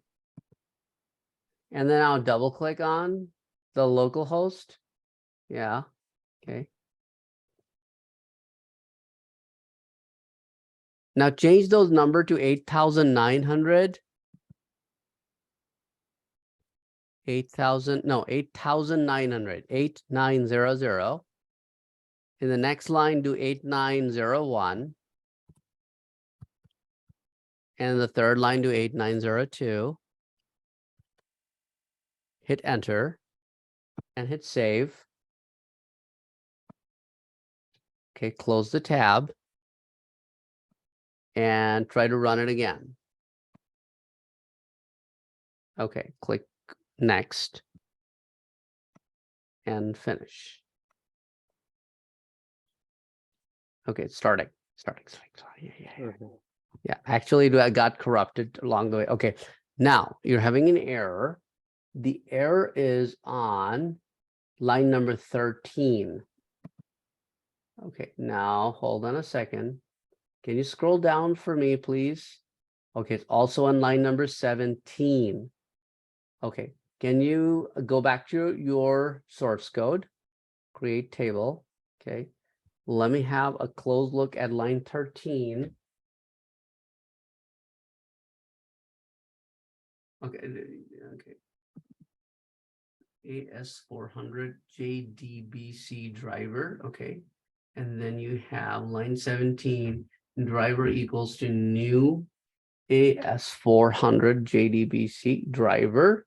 Okay, now can you open the web INF folder on the left-hand side? Okay. Oh, see, you have the same problem. The DB2 Java need to be inside the LIB folder. So drag it and drop it on LIB. Yes. Okay, do the same for JD400. Yes. That's why it was not able to see them. Now go to your Apache Tomcat tab, the running tab. No, go to the running tab. The last tab opened. Yes. And hit the refresh. Oh, you have to restart. So, okay, close the tab. Close the tab and simply run your example again. Just hit the green. Yeah. Yeah, click finish. Click OK. Because it need to readjust its folders because we made changes at the structural level. That's why it need to restart the server to find the data. Okay. To find the right files, I mean. So, okay. Here we go. Here. Okay. It looks like, here you go. Enter your IBM username. Oh, don't. Can you hit cancel? You misspelled something. Hit cancel. I hate it. Okay. Now go to your create table.jsp and go down to line number 19. It is deathstar.gtc. You wrote GTU. Okay, now save the changes and go back to the last tab.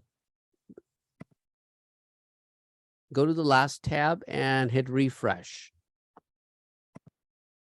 Okay, now enter your IBM user ID. Oh, hold on a second. Cancel it. Cancel it again. Hit the refresh. I mean, like rerun it. Sorry, rerun it because it was still looking at the older code. So go ahead and rerun the example. And I don't know why it is still giving you the old server name. Okay, cancel that. Close the browser. Close the browser, both of them. Yeah, this one and also the next one. Yeah, and run it again.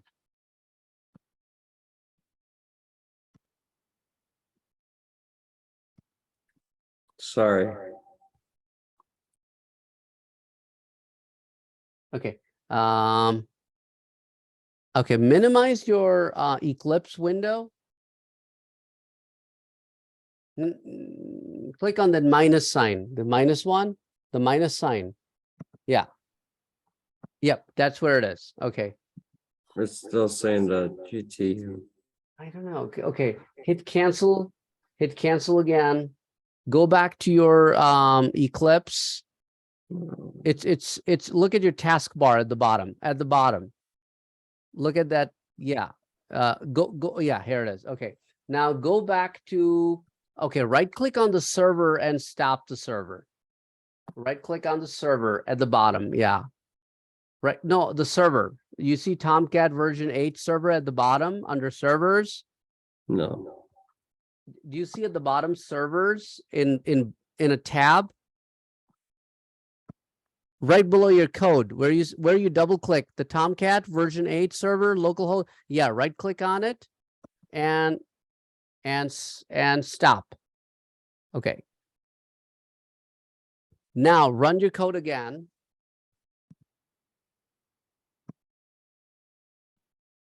It's not saving it though. Let's try it. Go ahead, run it, click OK. Okay, now right click on the server at the bottom and yeah, right click on it and click on start.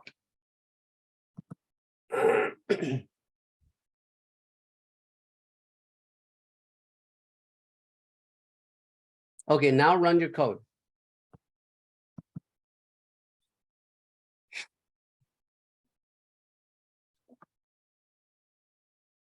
Go to that, oh my God, really?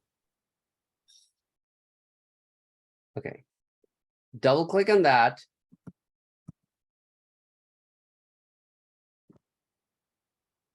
Change the numbers to 8903, 8904, 8905, 8904, 8903,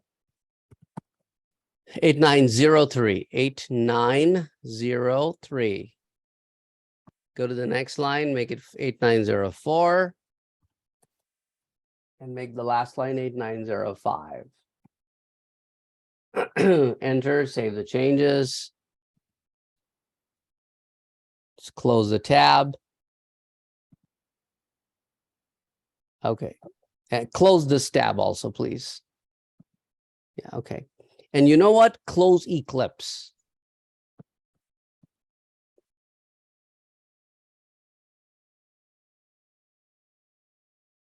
Reopen Eclipse.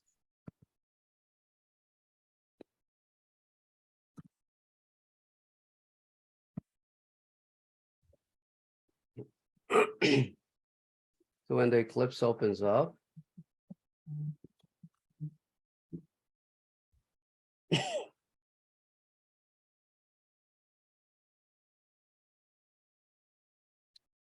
because somehow Eclipse was caching onto the older code for some weird reason. Okay, now is the first one your workspace? No. No, okay. Go to the workspaces on the left. Okay, which one is yours?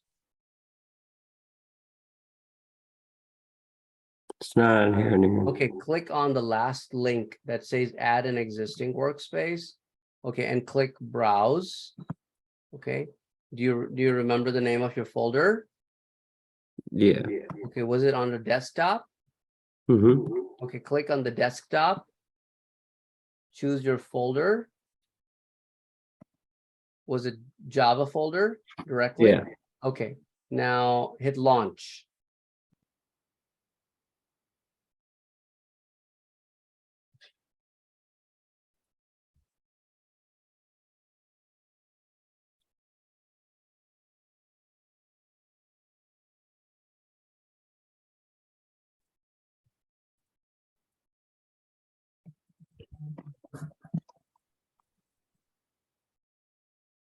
Okay, now try running this code. Just hit the start button.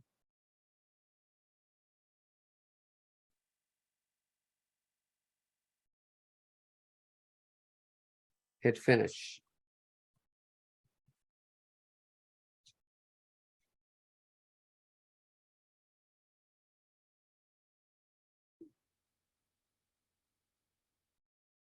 Okay.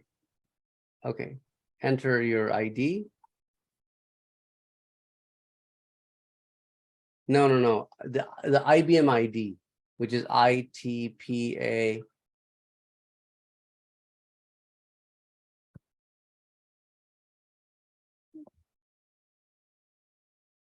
And click OK after that to enter your password. What?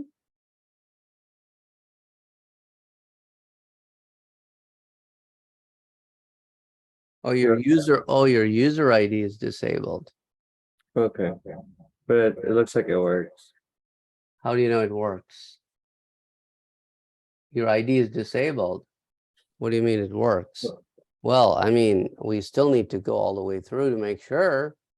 Okay, I need to log into the green screen to enable your ID. So give me a few minutes here.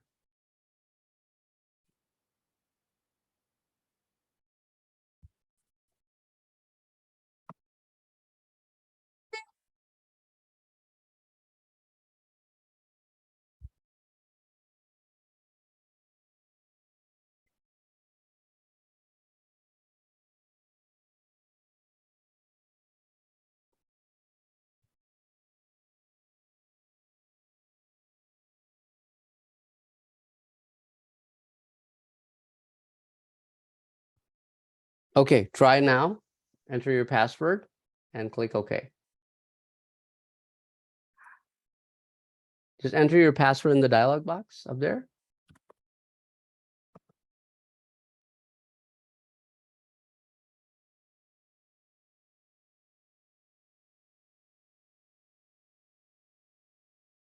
Password is incorrect.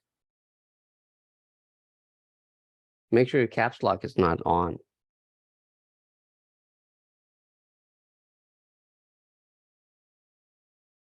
Did you forget your password? no, it's the only password I use.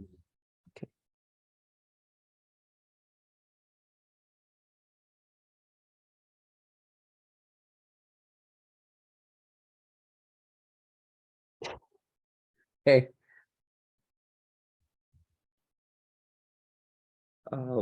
We'll do it next time.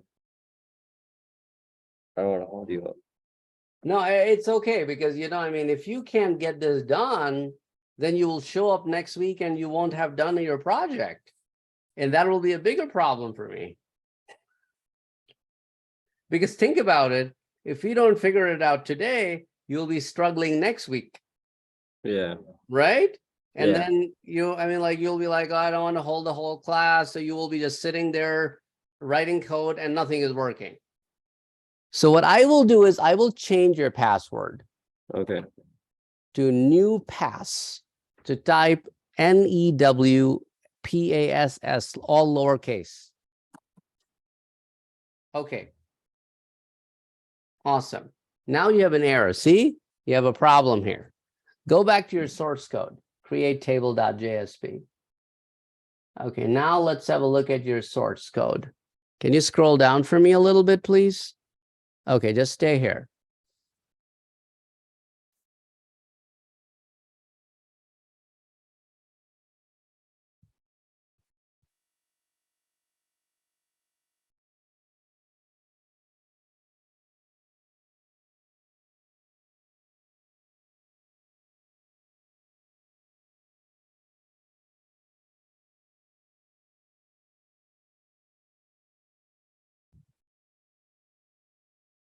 Can you show me your output again, please?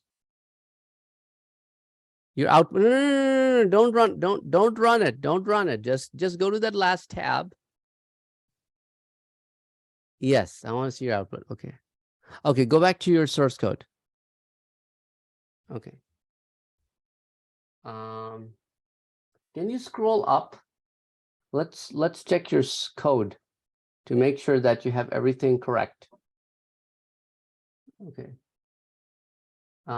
Just stay here. Let me check.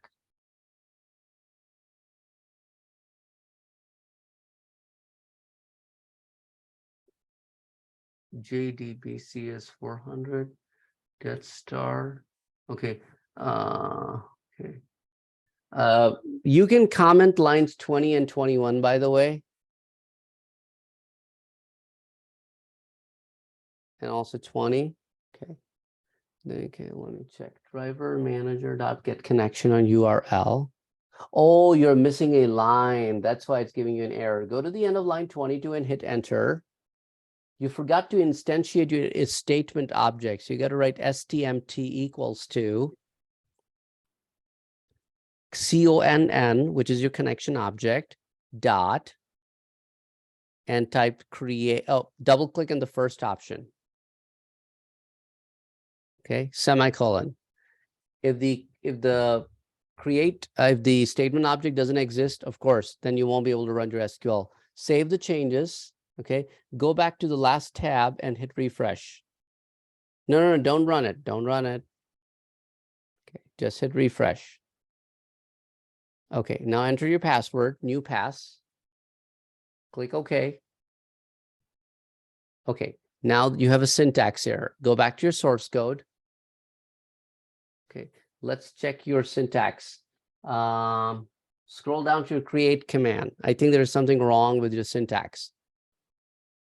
Oh, after on line 37, where you wrote not null, after not null, you need a closing parentheses within the double quotes, inside the double quotes. Okay, that is closing the parentheses that we open on line 33. You see line 33 of the open parentheses after project 22A, it is you're closing that down below. So you're Okay. missing that. Save the changes and then refresh.